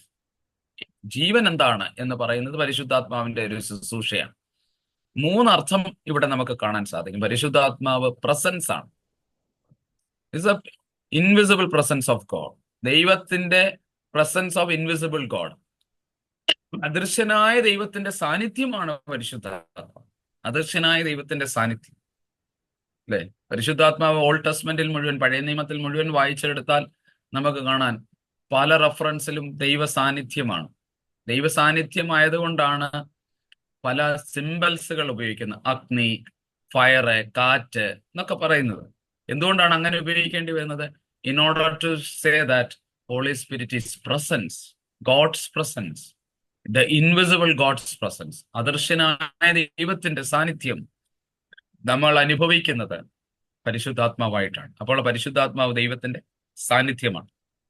രണ്ടാമത്, പുതിയ നിയമത്തിലേക്ക് കടന്നു വരുമ്പോൾ എന്താണ് Holy Spirit? It is the person of Christ. പരിശുദ്ധാത്മാവ് ഒരു ആളത്വമാണ്, അല്ലെ, ഒരു പേഴ്സൺ ആണ്. അതാണ് യേശു പറയുന്നത്, അവൻ വന്ന പാപത്തെക്കുറിച്ചും നീതിയെക്കുറിച്ചും ന്യായവിധിയെക്കുറിച്ചും എന്നാണ് പറയുന്നത്. അവൻ വരും, അവൻ അവൻ എന്നാണ് പറയുന്നത്. അവൻ എന്ന് പറയുമ്പോൾ a person. So Holy Spirit has a person dimension of a person. ആളത്വത്തിന്റെ ഒരു തലമുണ്ട്. പരിശുദ്ധാത്മാവിന്റെ ആളത്വം എന്താണെന്ന് ചോദിച്ചാൽ യേശു ക്രിസ്തുവിൽ കാണുന്നതാണ് ആളത്വം. അതുകൊണ്ട് ജീസസ് ആസ് പേഴ്സൺ എന്ന് പറയുന്നത് പോലെ ഹോളി സ്പിരിറ്റിന്റെ ഒരു പേഴ്സൺ തലം കൃത്യമായിട്ട് അവിടെ കാണാൻ സാധിക്കും. ന്യൂ ടെസ്റ്റ്മെന്റിൽ, ഗോസ്പലിലെല്ലാം ഈ പേഴ്സണലാണ്. ഞാൻ പോയാൽ കാര്യസ്ഥൻ വരും എന്നൊക്കെ പറയുമ്പോൾ ആ പേഴ്സണെ കുറിച്ചാണ് പറയുന്നത്. അവൻ വന്ന പാപത്തെക്കുറിച്ച്, നീതിയെക്കുറിച്ച്, ന്യായവിധിയെക്കുറിച്ച് നിങ്ങൾക്ക് ബോധം വരുത്തും. ഇതെല്ലാം ഒരു personal dimension. So Holy Spirit presence മാത്രമല്ല, പേഴ്സൺ ആണ്. എന്നാൽ ആക്ട്സ് ഓഫ് അപ്പോസ്റ്റൽസ് വരുമ്പോൾ, അപ്പോസ്തല പ്രവൃത്തികൾ വരുമ്പോൾ എന്താ പറയുന്നത്? പരിശുദ്ധാത്മാവ് ശക്തിയാണ്, പവറാണ്. ആകയാൽ പരിശുദ്ധാത്മാവ് നിങ്ങളുടെ മേൽ വരുമ്പോൾ നിങ്ങൾക്ക് ശക്തി ലഭിച്ചിട്ട് എന്ന് പറയുന്നത്. അപ്പോൾ അത് പവറാണ്. So all these dimensions are there for Holy Spirit. Holy സ്പിരിറ്റിന്റെ പ്രസൻസ് എന്ന് പറയും. ഹോളി സ്പിരിറ്റ് പേഴ്സൺ ആണ്, ആളത്വമുണ്ട്. ഹോളി സ്പിരിറ്റ് പവറാണ്. ചർച്ചിനെ മുഴുവൻ ലീഡ് ചെയ്തപ്പോൾ ഈ പവറാണ് ലീഡ് ചെയ്തത്, the power of Holy Spirit. ഈ പവർ ഓഫ് ഹോളി സ്പിരിറ്റ് എന്ന് പറയുമ്പോൾ അത് വളരെ ശക്തമായിട്ട് ഉപയോഗിക്കുകയാണ്. It is overcoming the power of the empire. ആ കാലഘട്ടത്തെ സാമ്രാജ്യം, നീറോയുടെ സാമ്രാജ്യം, ചക്രവർത്തിയുടെ ശക്തി, ഇതിനെയൊക്കെ അതിജീവിക്കുന്ന, അതിനെയൊക്കെ മുകളിൽ പോകുന്ന ഒരു വലിയ ശക്തിയായിരുന്നു പരിശുദ്ധാത്മാവിന്റെ ശക്തി. അതുകൊണ്ടാണ് പത്രോസും പൗലോസും സ്തേഫാനോസും ഒക്കെ പീഡിപ്പിക്കപ്പെട്ടപ്പോഴും ഭയപ്പെട്ടില്ല. അവർ പേടിച്ചില്ല, അവർ ഭയപ്പെട്ടില്ല. കാരണം പരിശുദ്ധാത്മാവിന്റെ ശക്തി കൊണ്ടാണ് അവരതിനെ നേരിട്ടത്. വലിയ ശക്തമായ ഭരണകൂടങ്ങളെ പരിശുദ്ധാത്മാവിന്റെ ശക്തി കൊണ്ട് നേരിട്ടവരാണ് അവർ. അതുകൊണ്ട് ഈ ഡിവൈൻ പവർ ആണ് ഹോളി സ്പിരിറ്റ് എന്ന് പറയുന്നത്. അപ്പം 3 ശക്തീകരണം പറയുന്നത്. 2 കാര്യം കൂടെ ഒന്ന് ഓർക്കുന്നത് നല്ലതാണ്. ഒന്ന്, fruit of the spirit and the gift of the spirit. Fruit of the spirit and the gift of the spirit. Galatians chapter 5 നമ്മൾ വായിക്കുമ്പോൾ ആത്മാവിന്റെ ഫലം നമ്മൾ വായിച്ചിട്ടുള്ളതാണ്. ആത്മാവിന്റെ ഫലം സ്നേഹം, സന്തോഷം, സമാധാനം, ദീർഘക്ഷമ, ദയ, വിശ്വസ്തത, പരോപകാരം, ഇന്ദ്രിയജയം എന്നൊക്കെ പറയുന്നുണ്ട്. 9 ഫ്രൂട്ട്സ്. ശരിക്കും പറഞ്ഞാൽ ഈ fruits is the nature of the church. പരിശുദ്ധാത്മാവ് സഭയുടെ ഒരു സ്വഭാവമാണ്. സഭയുടെ സ്വഭാവമാണ് ഈ ഫ്രൂട്ട് ഓഫ് ദ സ്പിരിറ്റ്. സ്നേഹം, സമാധാനം, സന്തോഷം, വിശ്വസ്തത, പരോപകാരം, ഇന്ദ്രിയജയം, ഇങ്ങനെയൊക്കെ പറയുന്ന 9 ഫലങ്ങൾ ശരിക്കും സഭയുടെ ഒരു നേച്ചറിനെ സൂചിപ്പിക്കാൻ വേണ്ടിയാണ്. സഭ എങ്ങനെ ആയിരിക്കണം? What is the nature of the church? The nature of the church must be the fruit of the spirit. പരിശുദ്ധാത്മാവിന്റെ ഫലങ്ങളായിരിക്കണം സഭയുടെ സ്വഭാവം. സ്നേഹമുള്ള സഭയായിരിക്കണം, കരുതലുള്ള സഭയായിരിക്കണം, സമാധാനം ഉണ്ടായിരിക്കണം, വിശ്വസ്തതയായിരിക്കണം, പരോപകാരമുള്ളതായിരിക്കണം, ഇന്ദ്രിയജയമുള്ളതായി. ഇതെല്ലാം ഒരു നേച്ചറിനെ കുറിച്ചാണ് പറയുന്നത്. ഒരു കമ്മ്യൂണിറ്റിയുടെ നേച്ചർ, സഭയുടെ എക്ലീസിയയുടെ നേച്ചർ. അടുത്തത് ഗിഫ്റ്റ് ഓഫ് ദ സ്പിരിറ്റ് പറയുന്നുണ്ട്. 1 കൊരിന്ത്യൻസ് ചാപ്റ്റർ 12 തന്നെ ഒരുപാട് ഗിഫ്റ്റിനെ കുറിച്ച് പൗലോസ് പറയും. ഗിഫ്റ്റ് എന്താണ്? Gift is the function of the church. ഈ വരങ്ങളെല്ലാം പ്രവർത്തിക്കാൻ വേണ്ടിയാണ്. രോഗസൗഖ്യം, പല പല വരങ്ങളെ കുറിച്ച് പറയുന്നുണ്ടല്ലോ. ഈ വരങ്ങളെല്ലാം സഭയെ ഡൈനാമിക് ആക്കുന്ന ഫങ്ഷനാണ്. അതുകൊണ്ട് 2 കാര്യമാണ് ഹോളി സ്പിരിറ്റ് ഉള്ളത്. ഒന്ന്, the nature of the church is the fruit of the spirit and the function of the church is the gift of the spirit. ഇപ്പം ഗിഫ്റ്റുകളെല്ലാം എന്തിനാണ് ദൈവം വരം തന്നിരിക്കുന്നതെന്ന് ചോദിച്ചാൽ അപ്രകാരം പ്രവർത്തിക്കാൻ വേണ്ടിയാണ്. വരങ്ങളെല്ലാം നമ്മുടെ പ്രവർത്തന ശൈലികളാണ്. ഫ്രൂട്ടെല്ലാം, ഫലങ്ങളെല്ലാം സഭയുടെ സ്വഭാവങ്ങളാണ്. അതുകൊണ്ട് ഇത് ഒന്ന് ഓർത്തിരിക്കുന്നത് നല്ലതാണ്. മറ്റൊന്ന്, തൃത്വം. എക്ലീസിയയുടെ ഏറ്റവും ബേസിക് ആയിട്ട് ഒരു അണ്ടർസ്റ്റാൻഡിങ് തൃത്വദൈവം എന്നാണ്. ട്രിനിറ്റേറിയൻ ഗോഡിനെ കുറിച്ചാണ് നമ്മൾ പറയുന്നത്, ട്രിനിറ്റി. സോ ട്രിനിറ്റിയെ കുറിച്ച് നമ്മൾ പറയുമ്പോൾ അതിനകത്ത് വെരി ഇമ്പോർട്ടൻ്റ് ആയിട്ടുള്ള ഒരു കാര്യമുണ്ട്. എന്താണെന്ന് ചോദിച്ചാൽ 3 in 1, അല്ലേ? നമ്മൾ എപ്പോഴും പറയുന്നതാണ്. എസെൻഷ്യലി 1, ഫങ്ഷണലി 3 എന്നൊക്കെ പറയും. പിതാവിന്റെ പ്രവൃത്തിയല്ല പുത്രൻ ചെയ്യുന്നത്, പുത്രന്റെ പ്രവൃത്തിയല്ല പരിശുദ്ധാത്മാവ് ചെയ്തത്. എന്നാൽ പിതാവും പുത്രനും പരിശുദ്ധാത്മാവും ഒരുമിച്ചാണ് ചെയ്യുന്നത്. പിതാവും പുത്രനും പരിശുദ്ധാത്മാവും ഒന്നിച്ചാണ്. പലപ്പോഴും പറയുന്നുണ്ട്, സൃഷ്ടിച്ചപ്പോൾ പിതാവാണ് ലീഡർ, പുത്രനും പരിശുദ്ധാത്മാവും കൂടെയുണ്ട്. രക്ഷ നിർവഹിച്ചപ്പോൾ, സേവിയറായിട്ട് മാറിയപ്പോൾ പുത്രനാണ് ലീഡ് റോൾ ചെയ്യുന്നത്, പിതാവും പരിശുദ്ധാത്മാവും കൂടെയുണ്ട്. ലോകത്തെ പരിപാലിക്കുകയും നിത്യവും നയിക്കുകയും ചെയ്യുമ്പോൾ പരിശുദ്ധാത്മാവാണ് ലീഡ് റോളിലുള്ളത്. അവിടെയും പിതാവും പുത്രനും ഉണ്ട്. അതുകൊണ്ട് ഓരോ സമയത്ത് ഫങ്ഷനലി ഓരോ ലീഡർഷിപ്പ് വരുന്നെങ്കിലും എല്ലാവരും കൂടെ ചേർന്നാണ്, സംയോജിപ്പിക്കപ്പെട്ടാണ്. ഇവിടെയും നമ്മൾ പറയണം, there is communion, not separation. ഇവിടെ കമ്മ്യൂണിയൻ ആണ്, നോട്ട് സെപ്പറേഷൻ. ഡിഫറെന്റ് ആയിരിക്കുന്നു, പക്ഷെ നോട്ട് ഡിസ്ക്രിമിനേഷൻ. ഡിഫറെന്റ് ആണ്. പിതാവ് പോലല്ല പുത്രൻ വർക്ക് ചെയ്യുന്നു, പുത്രനെ പോലല്ല പരിശുദ്ധാത്മാവ് വർക്ക് ചെയ്യുന്നത്. ഫങ്ഷനലി ഡിഫറെന്റ് ആയിരിക്കുമ്പോഴും ഡിസ്ക്രിമിനേഷൻ ഇല്ല. അങ്ങോട്ടും ഇങ്ങോട്ടും സൃഷ്ടാവായ ദൈവം മുകളിൽ, പുത്രൻ താഴെ, പരിശുദ്ധാത്മാവ് അതിലും താഴെ, അങ്ങനെ ഒരു ഹൈറാർക്കിയോട് ഡിസ്ക്രിമിനേഷനും ഇല്ല. ഒരേ ലെവലിലാണ് പിതാവും പുത്രനും പരിശുദ്ധാത്മാവും ഹൊറിസോണ്ടലാണ് നിൽക്കുന്നത്. അല്ലാതെ നേരെ 1 2 3 എന്ന് പറഞ്ഞ് താഴോട്ടല്ല, ലാഡർ പോലല്ല, ഒരുപോലെ ഹൊറിസോണ്ടൽ പോലെ. അതുകൊണ്ട് ഈ ഒരു എംഫസിസും നിക്കിയ വിശ്വാസത്തിൽ സഭ ലോകത്തോട് പറയുന്നുണ്ട്. Trinity. So God as Trinity എന്ന് പറയുന്നത്, ദൈവം തൃത്വത്തിൽ ഒരുവൻ. നമ്മുടെ ഒരു പ്രാർത്ഥനയുണ്ട്, സാരാംശത്തിൽ ഏകമായിരിക്കുന്ന പിതാവും പുത്രനും പരിശുദ്ധാത്മാവും എന്ന് മൂന്നാളത്വങ്ങളുള്ളവനുമായി സത്യേകതയുമായുള്ളവയെ നിന്നെ ഞങ്ങൾ സ്തുതിക്കുന്നു. മൂന്നാളത്വങ്ങളാണ്, 3 person ബട്ട് 1, അല്ലെ? Essentially 1 but functionally 3. സോ സാരാംശത്തിൽ ഏകമാണ്, ഒരുപോലെ തന്നെയാണ്. ഇനി ഞാൻ എക്ലീസിയയുടെ ഒരു ലാസ്റ്റ് ഫേസിലേക്ക് വരട്ടെ. സഭയെക്കുറിച്ച് എന്താണ് നിക്കിയ വിശ്വാസ പ്രമാണം ഡയറക്ട്ലി പറയും? ഇതെല്ലാം സഭയുടെ ഫെയ്ത്തിനെ കുറിച്ചാണ് നിക്കിയ വിശ്വാസ പ്രമാണത്തിൽ പറയുന്നത്. യേശു ആരാണ്, പരിശുദ്ധാത്മാവ് എന്താണ്, തൃത്വം എന്താണ്, ഇതെല്ലാമാണ് നമ്മളിപ്പോൾ നോക്കിയത്. എന്നാൽ നിക്കിയ വിശ്വാസ പ്രമാണത്തിൽ സഭ എന്താണെന്ന് തന്നെ ഡയറക്ട്ലി പറയുന്നു. ഇവിടെ പറയുന്നുണ്ട് 1 ഹോളി കാത്തലിക് ആൻഡ് അപ്പോസ്തോലിക്, അല്ലേ? നമ്മൾ പറയുന്നുണ്ട്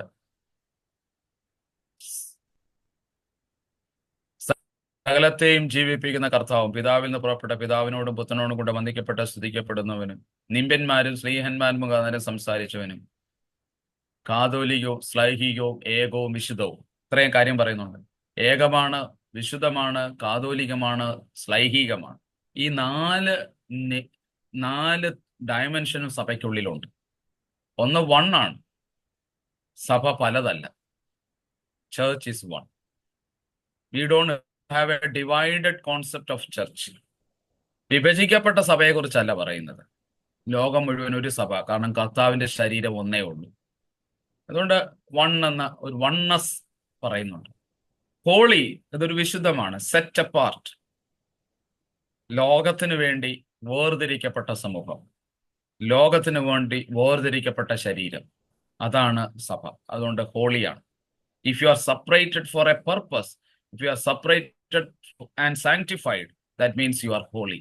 കൃത്യമായിട്ടും വിശുദ്ധമാണ്. കാത്തലിക് എന്ന് പറയുമ്പോൾ കത്തോലിക്ക സഭയുമായിട്ട് യാതൊരു ബന്ധവുമില്ല, അത് ഓർത്തോണം.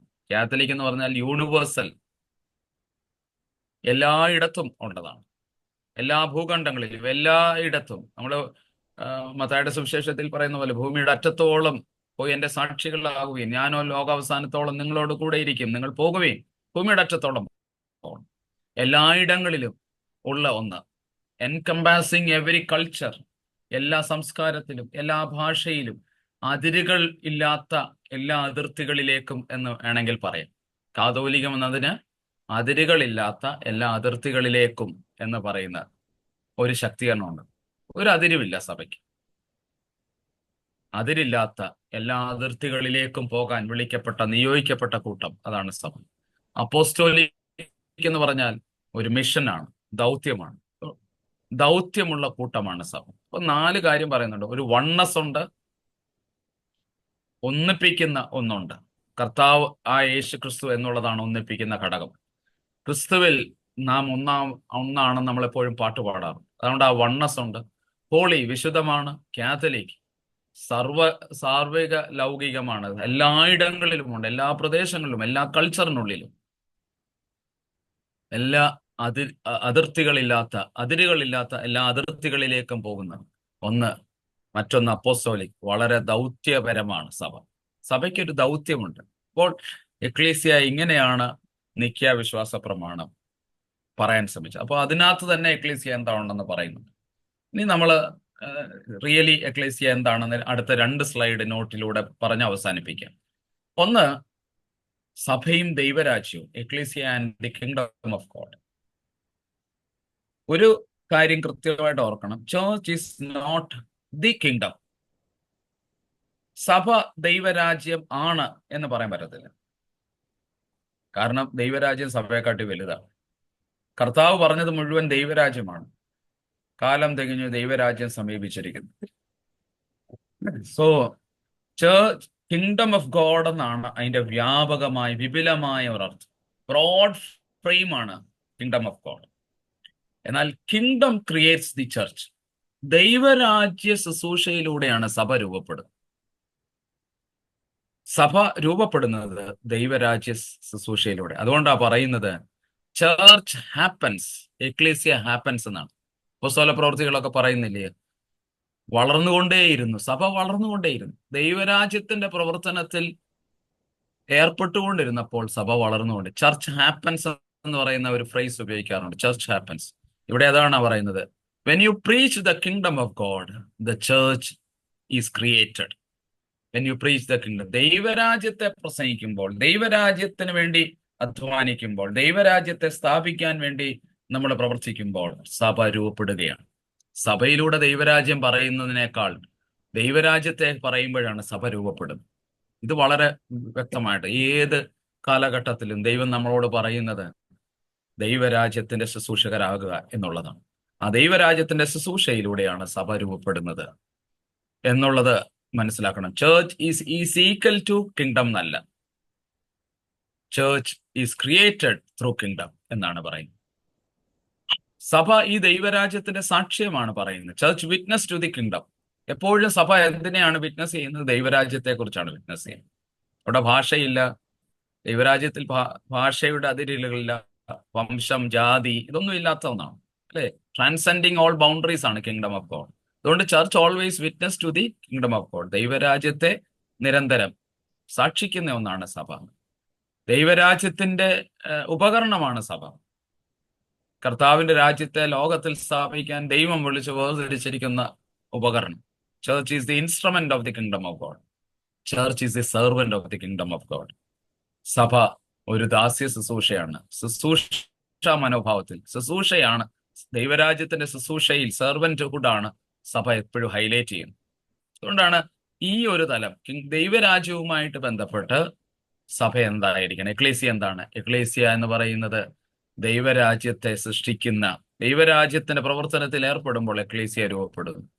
ദൈവരാജ്യത്തിന്റെ സാക്ഷ്യ സമൂഹമാണ് സഭ. ദൈവരാജ്യത്തിന് വേണ്ടി ഉപയോഗിക്കപ്പെടുന്ന സമൂഹം, ഇൻസ്ട്രുമെന്റ് ആണ് സഭ. ദൈവരാജ്യത്തിന്റെ സെർവന്റ് ആണ് സഭ. ഈ ഒരു അർത്ഥവും നമ്മൾ ഉൾക്കൊള്ളണം. ലാസ്റ്റിലേക്ക് വരട്ടെ, മോഡൽസ് ഓഫ് എക്ലേസിയ. എക്ലേസിയയുടെ വിവിധ മോഡലുകൾ. So we have different models of ecclesia. സഭ പല മോഡൽസ് വേദപുസ്തകത്തിൽ മുഴുവൻ പറയുന്നു. അതിലൊന്ന് ഏറ്റവും പ്രധാനം സെർവന്റ് എന്നുള്ളതാണ്. Church ecclesia is a servant community. ഒരു സെർവന്റ് കമ്മ്യൂണിറ്റിയാണ്, ശുശ്രൂഷ സമൂഹമാണ്. അതുകൊണ്ടാണല്ലോ ഓൾ മെമ്പേഴ്സ് ആർ മിനിസ്റ്റേഴ്സ് എന്ന് പറയുന്നത്.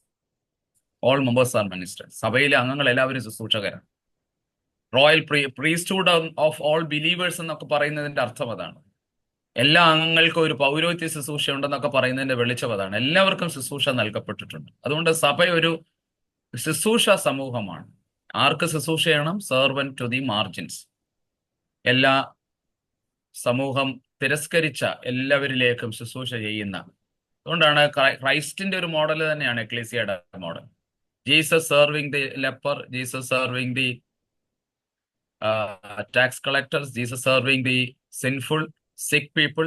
യേശു എങ്ങനെ ശുശ്രൂഷ ചെയ്തു ആ സെർവന്റ്ഹുഡ് തന്നെ നമ്മളും സഭയിലുള്ള. അപ്പൊ സഭ ആ സെർവന്റ്ഹുഡിനെയാണ് പിന്തുടരേണ്ടത്, കണ്ടിന്യൂ ചെയ്യണം. 2, സഭ ഒരു കമ്മ്യൂണിറ്റിയാണ്, ഒരു മിസ്റ്റിക്കൽ കളക്റ്റീവ് കമ്മ്യൂണിറ്റിയാണ്, ഒരു കളക്റ്റീവ് കമ്മ്യൂണിറ്റിയാണ്. ഒറ്റയ്ക്ക് നിന്ന് ആർക്കും ശുശ്രൂഷയില്ല, മോഡലില്ല. ആ മോഡൽ എന്ന് പറയുന്നത് എല്ലാവരും കൂടെ കളക്റ്റീവായിട്ട് ചെയ്യുന്നു. കളക്റ്റീവ് എൻറ്റിറ്റിയാണ് സഭ എന്ന് പറയുന്നത്. കൂട്ടമാണ്, സംഘമാണ് സഭ, ഒരു സമൂഹമാണ് സഭ. ആ സാമൂഹിക സംഘബോധം സഭയ്ക്കുള്ളിൽ എപ്പോഴും ഉണ്ടാകണം. ഞാൻ ഒരുമിച്ച് ഒറ്റയ്ക്ക് ചെയ്യുന്നത്, ഇന്ന് നമ്മൾ ഈ ഒറ്റയ്ക്ക് ചെയ്യാനുള്ള ഒരു കൾച്ചറിലാണ് നമ്മൾ ജീവിക്കുന്നത്. എന്നാൽ ഒറ്റയ്ക്കല്ല, കൂട്ടത്തോടെ ചേർത്ത് പിടിച്ച് മുന്നോട്ട് പോകുന്നതെന്നാണ് സഭ. സഭ എന്ന് പറയുന്നത്, സഭയുടെ മറ്റൊരു മോഡൽ മിഷണറി മോഡലാണ്. ആ മോഡൽ എന്ന് പറയുന്നത് go and preach the gospel, പോയി സുവിശേഷം അറിയിക്കുക. മിഷണറി മൂവ്മെന്റുകൾ എല്ലാം സഭ ആയിട്ട് മാറിയത് അതാണ്. പൗലോസിലും ആദിമ ക്രൈസ്തവരിലും ഉണ്ടായിരുന്ന മിഷണറി എംഫസിസ് ആണ് ഈ മോഡലിന് കാരണം.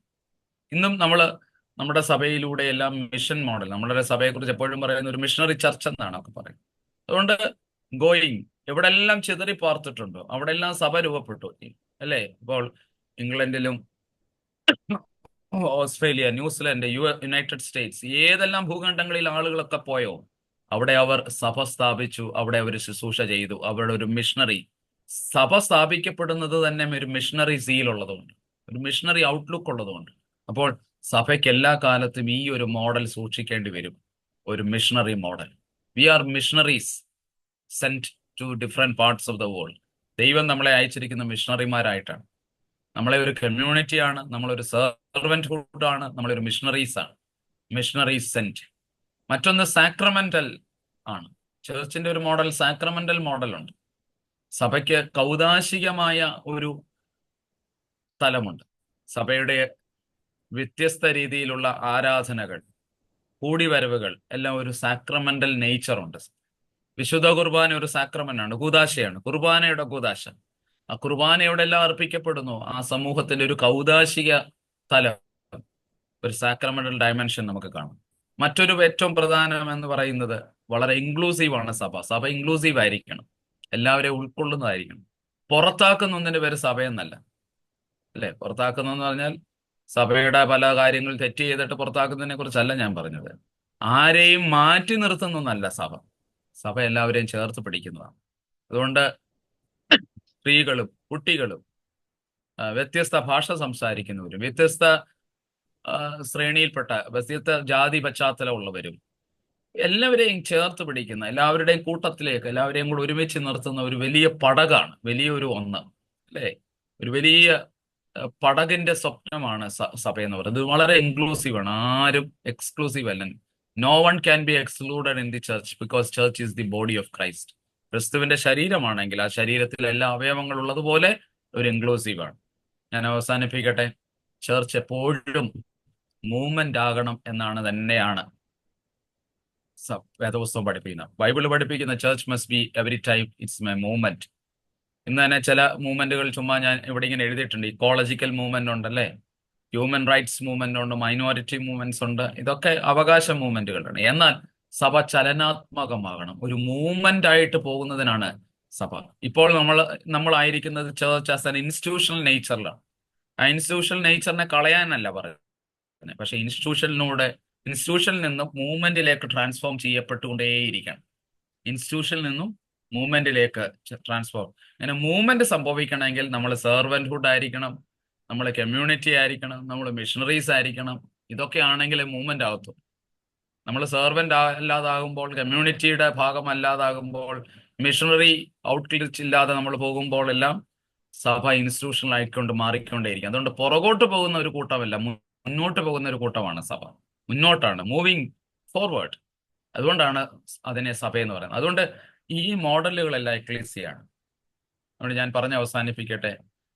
V have gone through 10 slides, 10 സ്ലൈഡുകൾ നോക്കി. എക്ലേസിയ എന്താണെന്ന് നോക്കി, എക്ലേസിയയുടെ ബിബ്ലിക്കൽ എംഫസിസ് നോക്കി, അതിൻ്റെ ഒരു ഹിസ്റ്ററി വേദപുസ്തകത്തിലൂടെ അല്ലാതെ വളരെ ചുരുക്കമായിട്ട് നമ്മളൊന്ന് നോക്കി. ദെൻ നിക്യാ വിശ്വാസ പ്രമാണത്തിലൂടെ സഭയുടെ ഫെയ്ത്തിനെ കുറിച്ച് നോക്കി. യേശു ആരാണെന്ന് പറയുന്നു, ഹോളി സ്പിരിറ്റ്, ട്രിനിറ്റി, ചർച്ച് തന്നെ എന്താണ് എന്ന് പറയുന്നു. ഇതൊക്കെയാണ് ബേസിക് അഫർമേഷൻസ് ഓഫ് ഫെയ്ത്ത് സഭ പറയുന്നത്. അതിൻ്റെ ഒരുപാട് ഡീറ്റെയിൽസിലേക്ക് പോയിട്ടില്ല ഞാൻ.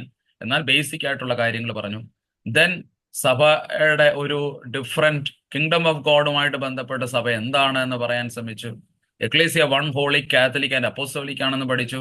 സഭ കിങ്ഡം ഓഫ് ഗോഡുമായിട്ട് ബന്ധപ്പെട്ട് എന്തായിരിക്കണം എന്ന് പറഞ്ഞു. സഭയുടെ മോഡൽസ് എന്തായിരിക്കണം എന്ന് പറഞ്ഞു. അപ്പോൾ ഇത്രയും പറഞ്ഞു. ഇത്രയും നിങ്ങൾ കേട്ടതിൽ പ്രത്യേക സന്തോഷം അറിയിക്കുന്നു. നിങ്ങൾക്ക് എത്രത്തോളം ഗ്രാസ്പ് ചെയ്യാൻ പറ്റി എന്ന് തന്നെ അറിയത്തില്ല. So I was just including both ecclesia and Nicene creed. Nicene ക്രീഡൂടെ ഞാൻ ഇതിനുള്ളിലേക്ക് കൊണ്ടുവന്നാണ് പറയാൻ ശ്രമിച്ചത്. So thank you. ഓക്കെ, ആർക്കെങ്കിലും അച്ഛനോട് എന്തെങ്കിലും ക്ലാരിറ്റിയോ സംശയങ്ങളോ വല്ലതും ചോദിക്കണമെങ്കിൽ അത് ക്ലിയർ ചെയ്യാം.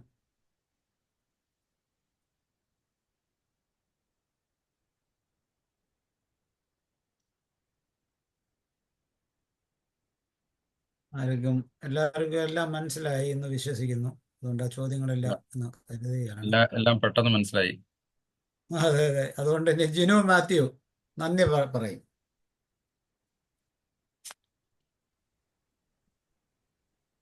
ദൈവ തിരുനാമത്തിന് മഹത്വം ഉണ്ടായിരിക്കട്ടെ. വളരെ അർത്ഥവത്തായ ഒരു ക്ലാസ്സിലൂടെയാണ് നമ്മൾ കേട്ടുകൊണ്ടിരുന്നത്.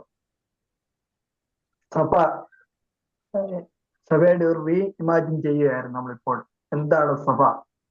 സഭയുടെ അതിന്റെ ബിബ്ലിക്കൽ അല്ലെങ്കിൽ ഹിസ്റ്റോറിക്കലായിട്ട് സഭ എന്താണ്? സഭയുടെ ആദ്യകാലങ്ങളിലെ മുന്നേറ്റം, അതുപോലെ തന്നെ നിത്യവിശ്വാസ പ്രമാണത്തിൽ എന്തൊക്കെയാണ് നമ്മൾ അഫോം ചെയ്യുന്നത്, അതുപോലെ പിതാപുത്ര പരിശുദ്ധാത്മാവ്, ഈ മൂന്നാളത്തങ്ങളും അതിൽ ഏകത്വമായിരിക്കുന്നു. അതിനെ സംബന്ധിച്ച് നമ്മൾ കേട്ടു. സഭയും ദൈവരാജ്യവും തമ്മിൽ എങ്ങനെ ബന്ധപ്പെട്ടിരിക്കുന്നു, അതുപോലെ സഭയുടെ വിവിധ മോഡൽസ്. സഭ ഒരു ചലനാത്മകമാകണമെങ്കിൽ എന്തെല്ലാം? സെർവൻഹുഡ് ഉണ്ടായിരിക്കണം, ഒരു കമ്മ്യൂണിറ്റി, മിഷണറി, ഒരു സാക്രമെന്റൽ ഇൻക്ലൂസീവ് നേച്ചർ. ഇതെല്ലാം നമ്മളെ ഇപ്പോൾ കേട്ടുകൊണ്ടിരിക്കുകയാണ്.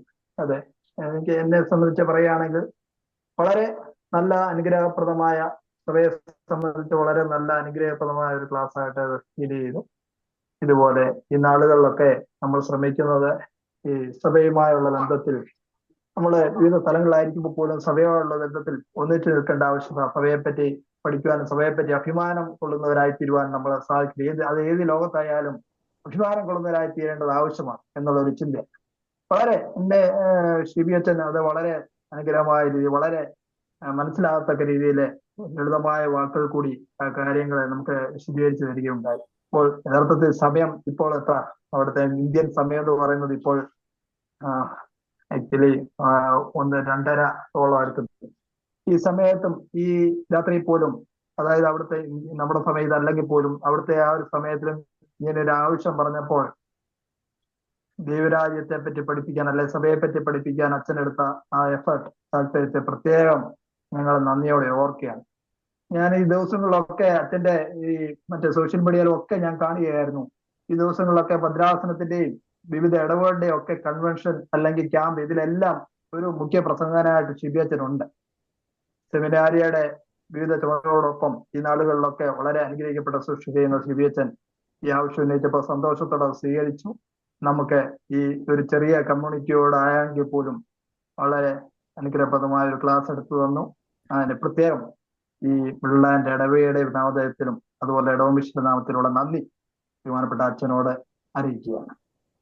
ബഹുമാനപ്പെട്ട ജോൺ ടി തോമസ് അച്ഛൻ നമ്മുടെ ഇടവയ്ക്ക് ഇടവമിഷന് നൽകുന്ന നേതൃത്വം പ്രത്യേകം പ്രസ്താവികമാണ്.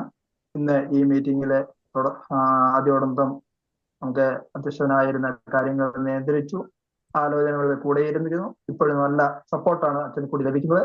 പ്രത്യേകം നന്ദി അറിയിക്കുന്നു. ഈ മീറ്റിംഗിൽ വന്ന് സംബന്ധിക്കുന്ന എല്ലാവരോടും പ്രത്യേകം നന്ദി അറിയിക്കുന്നു. പ്രത്യേകിച്ച് ഈ മീറ്റിംഗിലെ അതിന്റെ ഹോസ്റ്റായി ഇന്ന് പ്രവർത്തിച്ച ബിച്ചായൻ കാര്യങ്ങളൊക്കെ കൃത്യമായി കാര്യങ്ങൾ ചെയ്തു, റെക്കോർഡ് ചെയ്യാനൊക്കെ നമ്മളെ സഹായിച്ചു. അതുപോലെ തന്നെ ഈ ഇതിന്റെ വിവിധ ഗ്രൂപ്പുകൾ ഇതിനെ സംബന്ധിച്ച് അനൗൺസ് ചെയ്ത ഇടവേള സെക്രട്ടറി ജോർജ് ബിച്ചായൻ, മറ്റെല്ലാവരോടുള്ള നന്ദി ഈ സമയം അറിയിക്കുന്നു. ഇതുപോലെ തുടർന്നുള്ള മീറ്റിങ്ങുകളിലും ഇടവമിഷന്റെ എല്ലാ പ്രവർത്തനങ്ങളും എല്ലാവരുടെയും സാന്നിധ്യവും അതുപോലെ സഹായവും ഉണ്ടാവണമെന്ന് അഭ്യർത്ഥിക്കുന്നു. നന്ദി അറിയിക്കുന്നു. ഞാനും പ്രത്യേകിച്ച് നന്ദി അറിയിക്കുന്നു. ഒരു മിനിറ്റ് അച്ഛാ, ജിനുവിനോടുള്ള പ്രത്യേക നന്ദി അറിയിക്കുന്നു. ജിനുവാണ് ഈ കോണ്ടാക്ട്സ് എല്ലാം ചെയ്തത്. അതോടൊപ്പം ജോൺ ടി തോമസ് അച്ഛനോടുള്ള പ്രത്യേക സന്തോഷം അറിയിക്കുന്നു. നമ്മൾ ഇന്ന് കേട്ട കാര്യങ്ങൾ നിങ്ങൾ കുറച്ചുകൂടെ ഡീപ്പായിട്ട് എൻ്റെ സ്ലൈഡ് ഉണ്ടായിരുന്നല്ലോ, നിങ്ങൾ കുറച്ചുകൂടെ ഡീപ്പായിട്ട് അത് വായിക്കുക. അച്ഛാ അത് ബൈബിൾ നമ്മൾ അതല്ല, അച്ഛാ ഇത് നമ്മൾ റെക്കോർഡ് ചെയ്തിട്ടുണ്ട്. ഇത് നമ്മൾ ഇനി യൂട്യൂബിലെല്ലാം ലഭ്യമാക്കുന്നുണ്ട്. ഇത് നമുക്ക് ആ ക്ലാസ്സുകളും കാര്യങ്ങളും എല്ലാം അതേപടി ലഭ്യമാക്കുന്നു. ഓക്കെ, അതുകൊണ്ട് തുടർന്ന് പഠിക്കാൻ ശ്രമിക്കുക. Thank you. Okay, Shency Mathew പ്രാർത്ഥിക്കും. ഹല്ലേലൂയ. വാഗ്ദത്തങ്ങളിൽ വിശ്വസ്തനും വാക്കുമാറാത്തവനുമായ ഞങ്ങളുടെ മഹാപരിശുദ്ധനായ ദൈവമേ, നന്ദിയുടെ ഹൃദയത്തോടെ അപ്പ അവിടുത്തെ സന്നിധിയിലേക്ക് ഒന്നുകൂടെ അടുത്ത് വരുവാൻ തക്കോണം ദൈവമേ അവിടുന്ന് ഇടയാക്കിയ വലിയ കൃപയ്ക്കായി നന്ദിയോടെ സ്തോത്രം കർത്താവേ. കഴിഞ്ഞ ആഴ്ചകളിൽ കഴിഞ്ഞ ദിവസങ്ങളിലൊക്കെ കർത്താവ് മതിയായവനായി കൂടെ ഉണ്ടായിരുന്നു. അപ്പ ഈ സമയം അപ്പ ഞങ്ങൾക്ക് ഒരുമിച്ച് ദൈവമേ പ്രത്യേകമായി അച്ഛന്റെ ഈ വേദപഠനം ക്ലാസ്സുമായി ബന്ധപ്പെട്ട് കർത്താവെ അടിയങ്ങൾക്ക് ഒരുമിച്ച് കർത്താവെ ഇരുന്ന് കർത്താവിന്റെ ആ വചനങ്ങളെ ഒന്നുകൂടെ ഒന്ന് കേൾക്കുവാനും സഭയുടെ അടിസ്ഥാനത്തിൽ കർത്താവെ അതൊന്നുകൂടെ ഞങ്ങളുടെ അറിവിലേക്ക് അച്ഛനത് പറഞ്ഞു തന്നതിനായി നന്ദിയോടെ ഞങ്ങളെ സ്തുതിക്കുന്ന കർത്താവെ സ്തോത്രം ചെയ്യുന്നു. അച്ഛനിലൂടെ കർത്താവെ അവിടുന്ന് സംസാരിച്ചതിനായി നന്ദി അപ്പച്ച. പ്രത്യേകമായി ആദിമ സഭയെ കുറിച്ചും സഭയുടെ പോരാട്ടങ്ങളിലൂടെ വളർന്നു വന്ന ആ സഭയുടെ വിവിധ തലങ്ങളെ കുറിച്ചും ഒക്കെ കർത്താവ് ഞങ്ങൾക്ക് മനസ്സിലാക്കുവാൻ തക്കവണ്ണം ദൈവമേ വളരെ വളരെ ലളിതമായ രീതിയിൽ കർത്താവെ ഞങ്ങൾക്ക് പറഞ്ഞു തന്ന അച്ഛനെ കർത്താവെ ഞങ്ങൾ നന്ദിയോടെ കർത്താവെ ഞങ്ങൾ ഓർക്കുന്നു അപ്പച്ച. പ്രത്യേകമായി നിന്റെ മകനിലൂടെ കിട്ടുന്ന എല്ലാ നല്ല പ്രവർത്തനങ്ങൾക്കായി സ്തോത്രം കർത്താവെ. സെമിനാരിയിൽ കർത്താവെ മറ്റു കൺവെൻഷനുകളിലും ഒക്കെ കർത്താവെ നിന്റെ മകന്റെ പ്രവർത്തനങ്ങൾ ഏറ്റവും പ്രയോജനപ്രദമായി തീരുവാൻ ഇടയാക്കണമേ എന്ന് പ്രാർത്ഥിക്കുന്നു പക്ഷ. അടിയങ്ങൾക്കും കർത്താവെ അല്പസമയം വരുന്ന കർത്താവെ ഞങ്ങളുടെ സഭയുടെ ഉദ്ദേശം എന്തെന്നും സഭയായി നമ്മൾ ഒരുമിച്ച് നിൽക്കുന്നതിന്റെ ഉദ്ദേശം എന്തെന്നും ഒക്കെയുള്ള കർത്താവെ ഒരു ഉൾക്കാഴ്ച ഞങ്ങൾക്ക് തരുവാൻ ഇടയാക്കിയതിനായി നന്ദിയോടെ സ്തോത്രം കർത്താവെ. ഒരുമിച്ച് നിൽക്കുന്ന ഒരു കൂട്ടമായി കർത്താവെ ആ വലിയ ശുശ്രൂഷ ദൈവം ഏൽപ്പിച്ചിരിക്കുന്ന സുവിശേഷം എന്ന ശുശ്രൂഷയും കർത്താവെ അത് ഞങ്ങൾക്ക് കൂടുതൽ മനസ്സിലാക്കി തന്നതിനായി നന്ദിയോടെ സ്തോത്രം കർത്താവെ. ദൈവമേ ക്രിസ്തു എന്ന അടിസ്ഥാനത്തിൽ ഞങ്ങൾക്ക് ഓരോരുത്തർക്കും ആയിരിക്കാൻ കർത്താവെ സഭയുടെ അടിസ്ഥാനം ക്രിസ്തു ആണെന്ന് മനസ്സിലാക്കുവാൻ ആ ക്രിസ്തുവിന്റെ പാത പിന്തുടർന്ന് ഞങ്ങൾക്ക് ജീവിപ്പാൻ ഞങ്ങളുടെ മുന്നോട്ടുള്ള ഞങ്ങളുടെ ഓരോ പ്രവർത്തനങ്ങളിലും ആ ക്രിസ്തുവിന്റെ സ്വഭാവം വെളിപ്പെടുത്തുവാൻ കർത്താവ് ഞങ്ങളെ ഇടയാക്കണമേ എന്ന് പ്രാർത്ഥിക്കുന്നു കർത്താവ്. ഞങ്ങളിൽ കുറവുകളുണ്ട് പക്ഷേ ഞങ്ങൾ ബലഹീനതകളൊക്കെ ഉണ്ട് പക്ഷേ ദൈവമേ അവിടെയൊക്കെയും കർത്താവെ അവിടെ ഞങ്ങളെ ബലപ്പെടുത്തുന്ന ദൈവമാകി സ്തോത്രം പക്ഷേ ദൈവമേ ഞങ്ങളുടെ അച്ഛനെ ഓർത്തും പ്രാർത്ഥിക്കുന്നു കർത്താവെ എത്രത്തോളം ഒക്കെ ബലപ്പെടുത്തിയിരിക്കുന്നതിനായി സ്തോത്രം. ഞങ്ങൾ ഇടവകയായി ഞങ്ങളെ സമർപ്പിച്ച് പ്രാർത്ഥിക്കുന്നു ദൈവമേ. ഇടവ മിഷന്റെ പ്രവർത്തനങ്ങളെ സമർപ്പിക്കുന്നു പക്ഷേ ദൈവമേ ഞങ്ങളെ ഈ ഇടവക പൂർണ്ണമായ കർത്താവെ ദൈവത്തെ അറിയുന്ന ഒരു ഇടവകയായ കർത്താവിനെ മുൻനിർത്തി കർത്താവെ കേന്ദ്ര ബിന്ദു കർത്താവായിരിക്കാൻ തക്കോണം കർത്താവ് ഇടയാക്കണമേ എന്ന് പ്രാർത്ഥിക്കുന്നു അപ്പച്ച. ഞങ്ങളുടെ എല്ലാ ആവശ്യങ്ങളും അവിടുന്ന് അറിയുന്നുവല്ലോ അപ്പച്ച. എല്ലാം സമർപ്പിച്ച് പ്രാർത്ഥിക്കുന്നു കർത്താവെ.